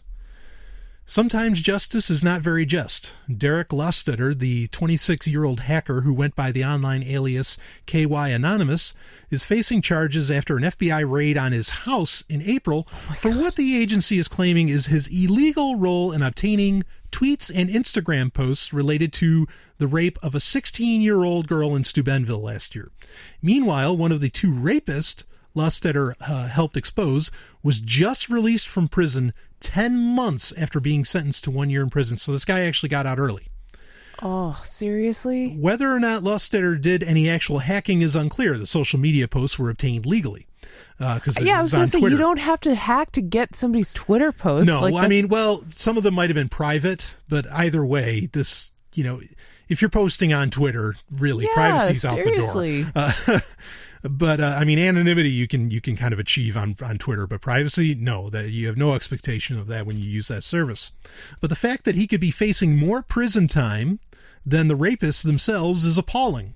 Although he initially denied his involvement, Lusstetter eventually admitted to being the masked man in a video that threatened action against the players involved in the girl's rape and school officials involved in the cover-up. I repeat that, and that includes the heinous tweets and Instagram posts he had obtained. The video was posted to a high school football team's website and helped bring national attention to the story. A highly disturbing cell phone video, which there's a link in the story to it if you want to check this out, if you don't remember the last time we talked about this on Sovereign Tech, of students joking about the victim was also released by Anonymous, but there's no apparent connection to Lusstetter, Anonymous being the actual hacker group. Right. Because of his involvement in the video, Lusstetter could spend up to 10 years in prison, far more than what the rapists themselves faced. Don't mess with the football coach. Yeah, they're both 16. One was facing 1 year, the other was facing 2 years. Right, and didn't the football coach help to cover it up? The whole town did. Yeah. Yeah, the school, the whole town did. This was a massive cover up. That's why Anonymous got involved. I mean, we're talking about Anonymous. Okay, we're talking about, the premier hacker organization of the world. That's this is an organization that can topple government operations. And why did they feel it was so important to deal with a little town or city like Stuebenville? Because there's a cover up and no one was doing anything. No one was doing anything about this. And boy, you want to talk about hackers being heroes. I mean, this is a heroic act. Yeah. Absolutely heroic act. And, let me read a little bit more here. The past 16 months, because of his involvement in the video, Lusstetter could spend up to 10 years in prison. Okay, we got that. What's even worse is that Richmond was awarded an early release for good behavior. Now, that's the one that got out 10 months instead of spending a whole year. He got out for good behavior. That was one of the rapists, yeah. Yeah. But what's even worse than that is how Richmond came out of this. According to a statement released on behalf of the Richmond family, the past 16 months have been extremely challenging for Malik and his extended family. At 16 years old, Malik and his family endured hardness beyond imagination for any adult yet alone child. Okay. He has persevered the hardness and made the most of yet another unfortunate circumstances in his life.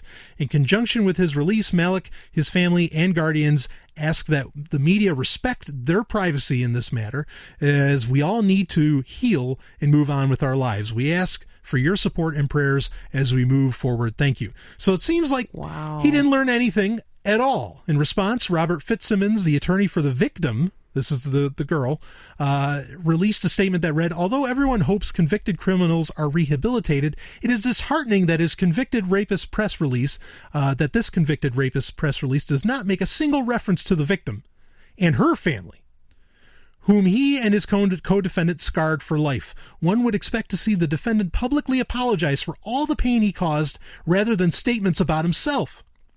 Rape is about victims, not defendants. Obviously, the people writing his press release have yet to learn this important lesson. After the Richmond family's statement, highly questionable CNN coverage, and these posts on the Stuebenville news station's Facebook page, it seems like a lot of people still have a lot to learn about rape.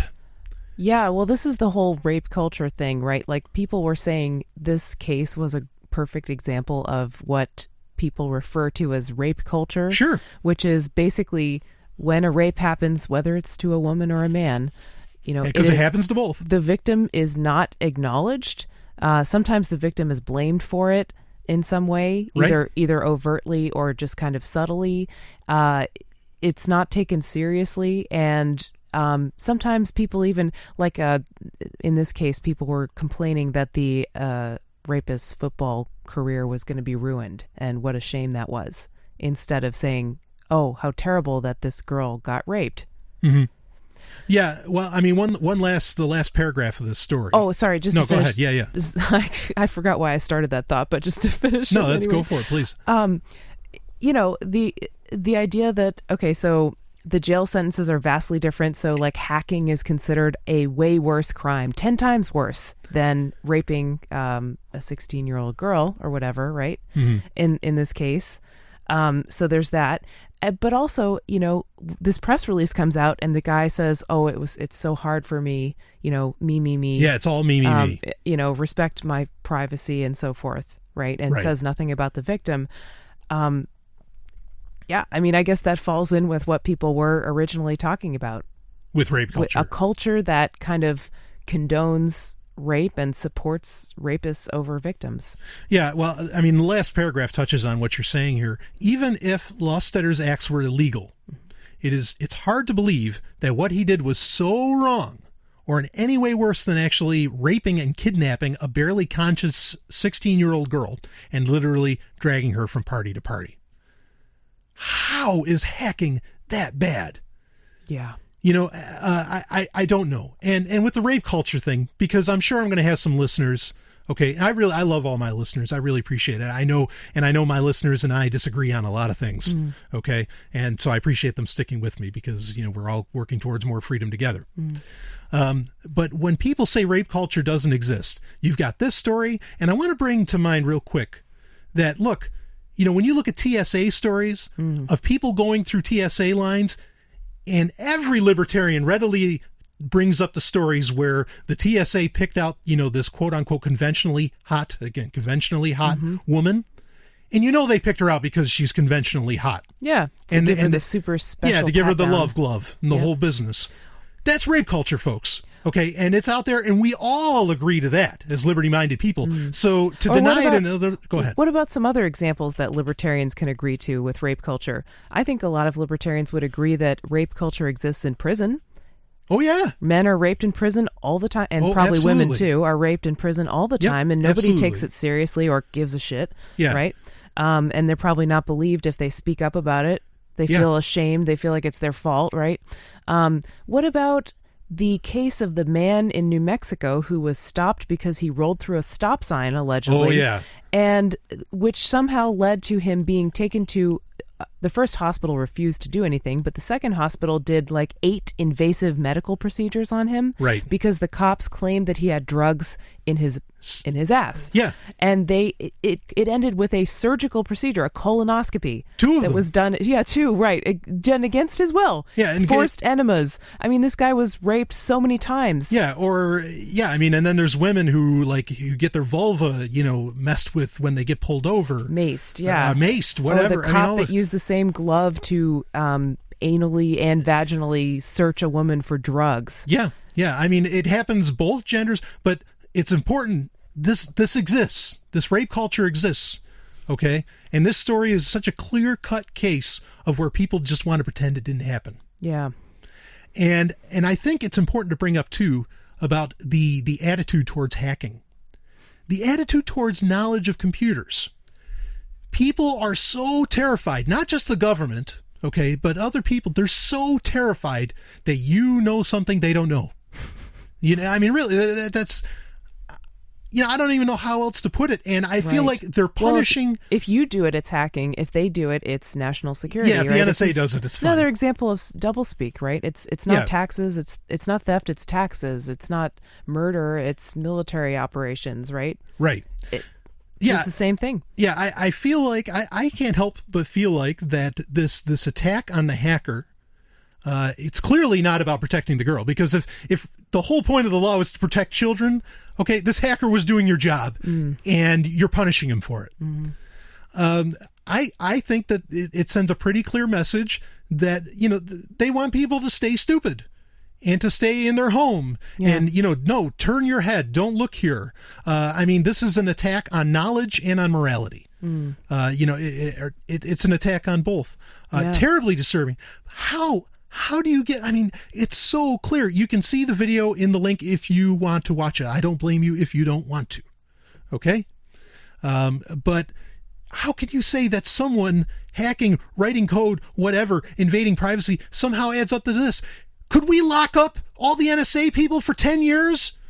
For spying on people? Yeah. You think, or the FBI for turning on your camera, you think they didn't catch people having sex in that? If hacking into somebody's camera on a cell phone is so bad, 10 times worse than rape, then good, we need to lock up 80% of the government.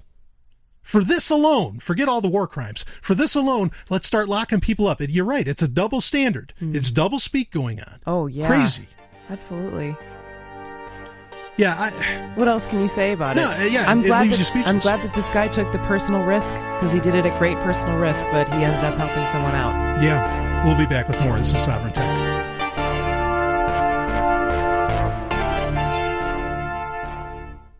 What does freedom mean? Tune in to LRN.FM to find out. LRN.FM is the Liberty Radio Network, a collection of live talk radio and podcasts, all coming from a principled pro-liberty perspective. LRN.FM show hosts aren't left, right, or conspiracy kooks. You can tune in 24/7 to LRN.FM via your phone, computer, satellite, and more. Listen free anytime at LRN.FM. That's LRN.FM. Would you like to play a game? Game of the week. It is time for Game of the Week, and now maybe we could talk about something a little fun. And of course, I'm being joined by the lovely and hyper intelligent Dr. Stephanie Murphy. Hello. And this is Game of the Week is where I get to talk about a game, maybe a game that didn't get a lot of press. Nobody really talked about much, or it's a classic that maybe needs a good reinstall, whatever. And totally inspired by Johnny Ray's Game of the Week on Tuesday nights on Free Talk Live. I love that. I told him I ripped it. Or was he inspired by you? He might have been. I don't know. I don't like to think of myself as inspirational, but anyway, this week, Stephanie, do you remember DuckTales? Woo. Yeah, there you go. I totally remember DuckTales, yes. Awesome. Okay. I used to watch it every day. You enjoyed it, yeah? Yeah, I enjoyed it. Fair enough. Yeah, I mean, it was... Yeah, I mostly just watched it because it was on, but at this point, it's a nostalgia thing. Sure. Okay, well, anyway, back then, the Nintendo, the NES was kind of the big deal. And... Disney was making quite a few different games for the NES back then, and they were great. Like, there was Mickey Mouse games and a DuckTales game. Phenomenal. I recommend playing the originals as much as I recommend what I'm about to say. And they actually they remastered the original DuckTales game, and it came out... this actually came out last year in 2013, and it came out for PC, PS3, 360, Wii U. I mean, pretty much every major system this came out for. And it is awesome. I got to play it. It was so much fun. I mean, there's nothing really that modern about it. They updated the graphics, to look modern. But they didn't really do a whole lot of, like putting in modern gameplay elements, but that's okay because it's a platformer and it plays really, really well. And because it's so simple, even though it can be difficult at times to achieve the goals that you're doing, it's so simple. It was a great little blast from the past. Lots of fun. It was kind of short. So what's the object of the game? You're trying to, it's Scrooge McDuck, on a quest. He's like trying to find, I forget the name of it's essentially the DuckTales version of the Mayans, and he's trying to find like these coins. He's looking for the Holy Grail. Yeah, well, sort of. He's looking for some holy thing, but right. Anyway, it was just. I saw you playing this game, and right? Yeah, what'd you think of it? You can actually dive into the money pit. That was the best. Yeah, like Scrooge McDuck has this pit of gold coins that he dives into. Yeah. Which I don't know how he's diving into it and he doesn't hit his head. And he just goes right into the coins and he can swim through them. Yeah. But that's great. The magic of cartoons. Yeah, right. But you do this great dive. Yeah. I mean, and you fall for a while before you hit it. So you do the dive and then you climb back out and do it again. And they even had the theme song, which was really cool, in 8-bit music. Yeah, which that was nice, is that it was kind of a hybrid. Yeah. Like they played like the 8-bit kind of music, but then they had a little bit of an update in between. Yeah. So that was really cool. But I mean, you heard some of the characters talking. Mm-hmm. And I mean, the voiceovers were great. I mean, they sounded just like the original. I was asking you, are those the original voice actors that were on DuckTales? Because they sound just like them. Yeah, I'm still not really sure if it is, but it was. They really did a great job. It sounded just like them. You know, Huey, Dewey, and Louie are there, and even Launchpad, who was, you know, he's the guy that flew all the time. And that was the other kind of great thing too, is this game had a really good story. That's one thing they did update, is they put in a pretty good story, and like there's some humor. You know, Launchpad and Scrooge McDuck are kind of arguing with each other at points, and it's just, you know, it's hilarious in a nostalgic way. It was lots and lots of fun. I mean, and the graphics, it looked pretty much like the cartoon, wouldn't you say? Yeah. Yeah, that's the beauty of, you know, today, is that you can very easily make things look like, especially a cartoon. I mean, their games are getting more lifelike all the time. Obviously, they have been doing that since their inception, but these in you know, kind of in particular look really good. All it needs is just to change all those gold coins into like little Bitcoin logos. That's all I could think, is I wanted to like take a screenshot of Scrooge diving into the money pit or the money vault, whatever, and it being Bitcoins like everywhere, you know, like a bunch of Cretaceous coins or something. And I thought that would have been a pretty cool picture to, you know, to put out there. But yeah, again, it's available for pretty much everything. And it is just an update of the 89, you know, game that came out for the NES. If you're not interested in playing that again, then, you know, you don't have to. But if you are interested in playing it, you know, go to Steam, grab it for a few bucks, whatever. And I mean, it's just loads of fun. I really, really enjoyed it. So we'll be back with more. This is Sovryn Talk.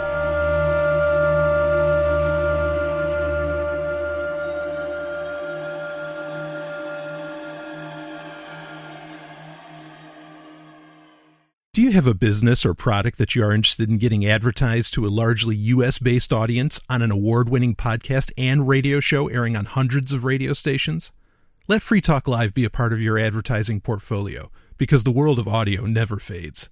Contact me, Brian Sovryn, and I can get an advertising package that will work within your budget. Email me at brian@freetalklive.com, and that's Brian with an I. Again, brian@freetalklive.com. What are you doing? I can't believe I caught you again. You know, Jesus doesn't approve of this little habit of yours. I know, baby, I know it's wrong, but it feels so right. Well, it ain't. But I've been doing it since I was 12 years old. It's nothing but a sinful perversion of nature, if you ask me. But baby, I don't ever want to stop looking at tech websites, new gadgets, video games, software, or any of that stuff. Well, then I'm leaving. Okay. Bye.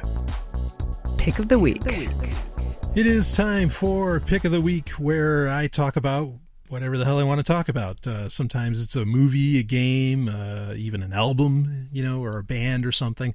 Sometimes it's a topic, and this week it's going to be a topic, and I am really, really glad to have you here with me, Stephanie, because this is going to be about Bitcoin. And you, in my opinion, are, and I think a lot of people's opinion, because you get asked to speak quite a bit, you know, you are somewhat of an expert in matters of cryptocurrencies and Bitcoin, and really, especially like the whole culture and things of that nature. I think that's fair to say, wouldn't you say? Oh, thank you. Yeah. Thanks. So this was sent to me, and it is disconcerting to read, I'll admit. Some people are, this is a subject that some people are taking seriously and some people are not taking seriously. And I'll read right from bitcointalk.org, which of course is, bitcointalk.org is where, you know, really a lot of the news in Bitcoin happens. Wouldn't you, is that accurate? Yeah. Oh, yeah. This is the Bitcoin forum. Right. And so it's a public forum. Anyone can read it, and pretty much anyone can post there too. Yeah. But yeah, that's straight from the horse's mouth, pretty much. Okay. So here's Gavin Andreessen, who is the lead developer of Bitcoin. You know, he's in many ways, he's the most important person in Bitcoin. I think that's fair. Well, I'll read it here. I've accepted an invitation to do a question and answer session at the Council on Foreign Relations, more popularly known as the CFR, in Washington, D.C. on Thursday, February 6, 2014. I've been told anything related to the Council on Foreign Relations tickles people's grand conspiracy buttons, so I thought it would be best to be open about exactly what will happen. I hope it doesn't spark as long a thread as my visit to the CIA, but Bitcoin is a lot bigger than when I visited the CIA. Anyway, here's the invitation I received, and there's an invitation. The link to this is in the show notes for Sovryn Tech, so go to sovereigntech.com and you can read all this for yourself. It's going to be a 90-minute question and answer session, and the audience will be CFR members and invited guests and maybe press. It is not open to the public. I am not being paid by the CFR, and apparently it will be an on-the-record meeting. So there's nothing necessarily hidden, except that it's not open to the public. Right. Which is kind of a weird dichotomy, that it's on the record, meaning that they're going to write this shit down. Yeah. Okay. But that it's not open to the public. So, which, maybe the answer to that is that if it was open to the public, probably a lot of liberty-leaning Bitcoin enthusiasts would probably show up and start screaming. Which I wouldn't blame them to some degree. Yeah, I was going to say that's almost worth doing that. yeah, right. So this is what's happening. He's going to visit the CFR. And I'll just real quick, the CFR is a group that Gavin Andreessen's right. This is a group that touches people's conspiracy buttons, because this is a group of people, not all politicians, that decides, that has a pretty strong voice in policy and in things that happen all around the world. Okay, that's why it's here. Especially foreign policy, right. In the U.S., yeah. Right. So, there's been things in the past that have come out of CFR meetings. There have been coincidences, all kinds of things that really, you've got to wonder, if there is... Such as what? I'm not aware of this. Like sometimes there's people, and it can get confused with Bilderberg meetings, but sometimes, there's sayings that like, well, someone gets invited to a CFR meeting, then suddenly... they're wealthy and they're a big name and they're, and all this business. And so, those are the kind of the coincidences. As far as, what is their how do they influence? What is their influence on what happens, with foreign policy in America? Well, just fucking look at our foreign policy. It's the worst in history. Yeah. It is literally the worst in history. Yeah. Aggressive. Right. Nightmare. Right. So if the CFR influenced it, if they didn't influence it, then they're pointless.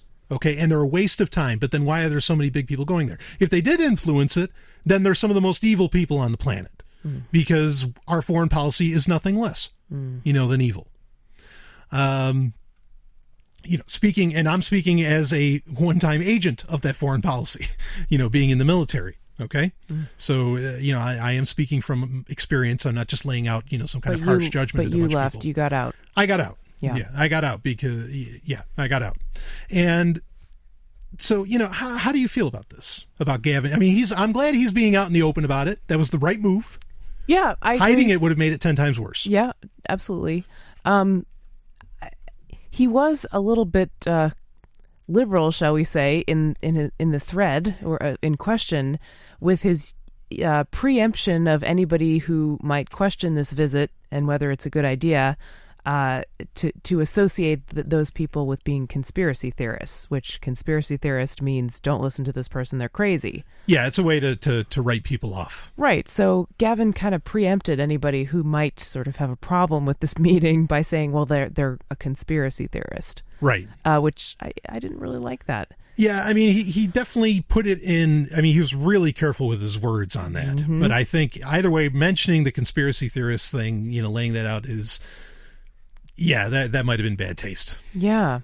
And people, at the beginning of this thread, he got some support from people. And then people started to question, what exactly is going on here? Right. Why did they want to meet with him? Supposedly they want to ask him questions about Bitcoin. One person in the thread even said something like, well, just make sure they, in caps, learn how they can benefit from Bitcoin. And I don't know if they can benefit from Bitcoin. That's not really what Bitcoin is about. It's about making it so they don't benefit at everyone else's expense. That's what we want out of it. Mm-hmm. But I think it's safe, and we've been to quite a few, conventions, Bitcoin conventions, Bitcoin conferences, And I don't think the attitude is about that at all. I don't think the attitude is about liberating people. The attitude is, we've talked about you and I have talked about this before on this show. I think the attitude is, how do we integrate this into the status quo? And they don't want to change anything. They just want to get rich. At least at some of the conferences, but yeah, that may change. But I agree. According to Satoshi Nakamoto's white paper, this is meant to be a liberating force. This is meant to bring freedom into the world. This is not meant, to hold people down. It comes down to this question of there are some Bitcoin people who I think, frankly, maybe are new at this or a little naive. Sure. Who suggest that, we need to work with the government and show them why Bitcoin is great. And they'll listen to us. Yeah. And then they won't regulate it so much or something like that. Right. And I just don't think that's going to work. No. All the evidence says it's not going to work. Yeah. Actually, you're up against the most powerful lobbying organization that there is. The U.S. financial machine. Right. Yeah. Not only the Federal Reserve, but all the banks, everybody who's politically connected, who works in the finance and banking industry. Yeah.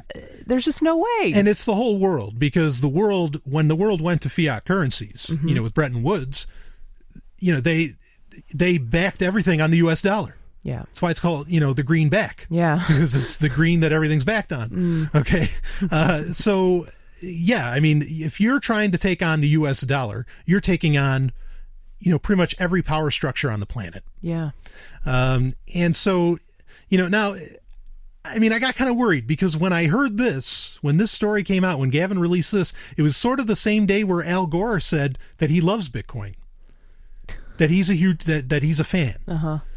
And that worries me. Yeah, it worries me too. That worries the shit out of me, quite frankly. I think that there are some politicians who are starting to see the Bitcoin bandwagon and they want to jump out in front of it. Yeah, maybe that's what it is. So, I mean, I could attribute Al Gore's interest in it to that, and he doesn't really know what he's talking about. About anything. Yeah, especially Bitcoin. Yeah.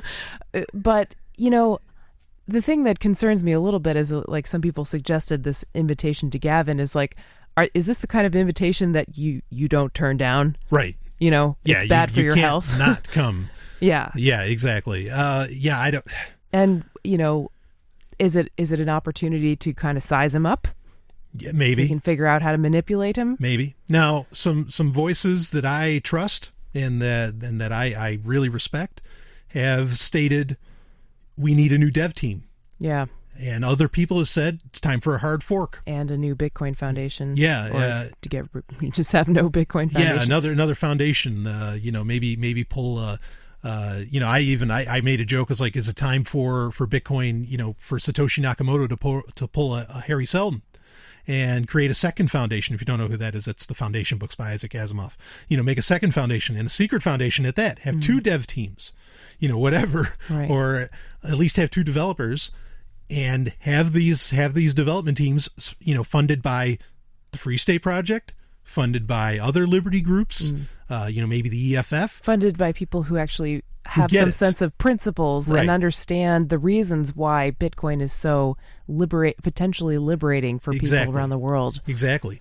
And I'm wondering if that's maybe not what needs to happen, because Gavin's a great guy. As far as I know, I've never met him personally, but his talk. He's very nice. Yeah, his talk in the past has been very libertarian. I think he almost identifies that way. He says he's mostly libertarian, right? Mostly, but not completely. Sure.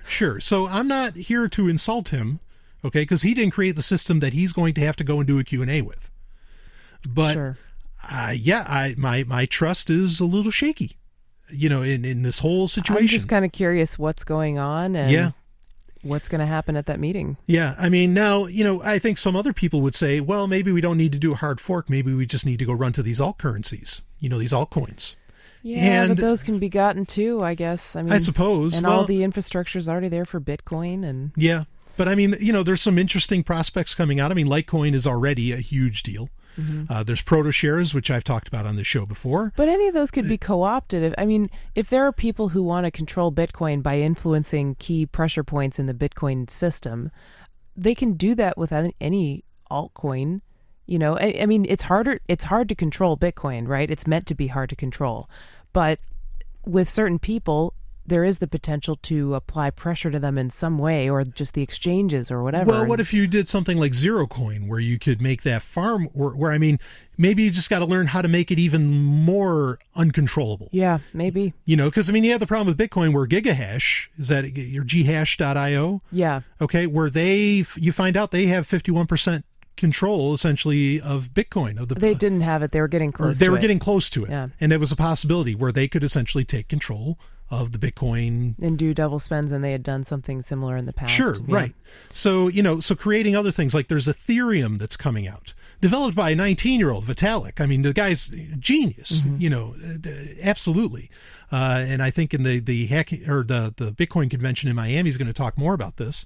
There's Ethereum, there's Zerocoin. There's some things out there. Maybe getting into these altcoins is something to consider, and let Bitcoin take all the government heat. And I mean, how long did it take the government to get used to Bitcoin? It took a really long time. Yeah. So, maybe we can figure out something else. But speaking of which, if you do this, I didn't mean to shake your trust, but if you want to donate to the show, we do accept Bitcoin, LITECOIN, PROTOSHARES, and really when Ethereum and Zerocoin come out, I'll probably take those too. Stephanie, thank you so much for being on the show Brian. today. This has been really fun. Carpe Lucem, everybody. I'll see you next week. This has been Sovryn Tech. Visit us at sovryntech.com. That's SOVRYN tech.com. There you can connect with us, see more of what you've heard on today's show, and catch our podcast feed. Sovryn Tech is open source. We encourage you to share. Later, nerds.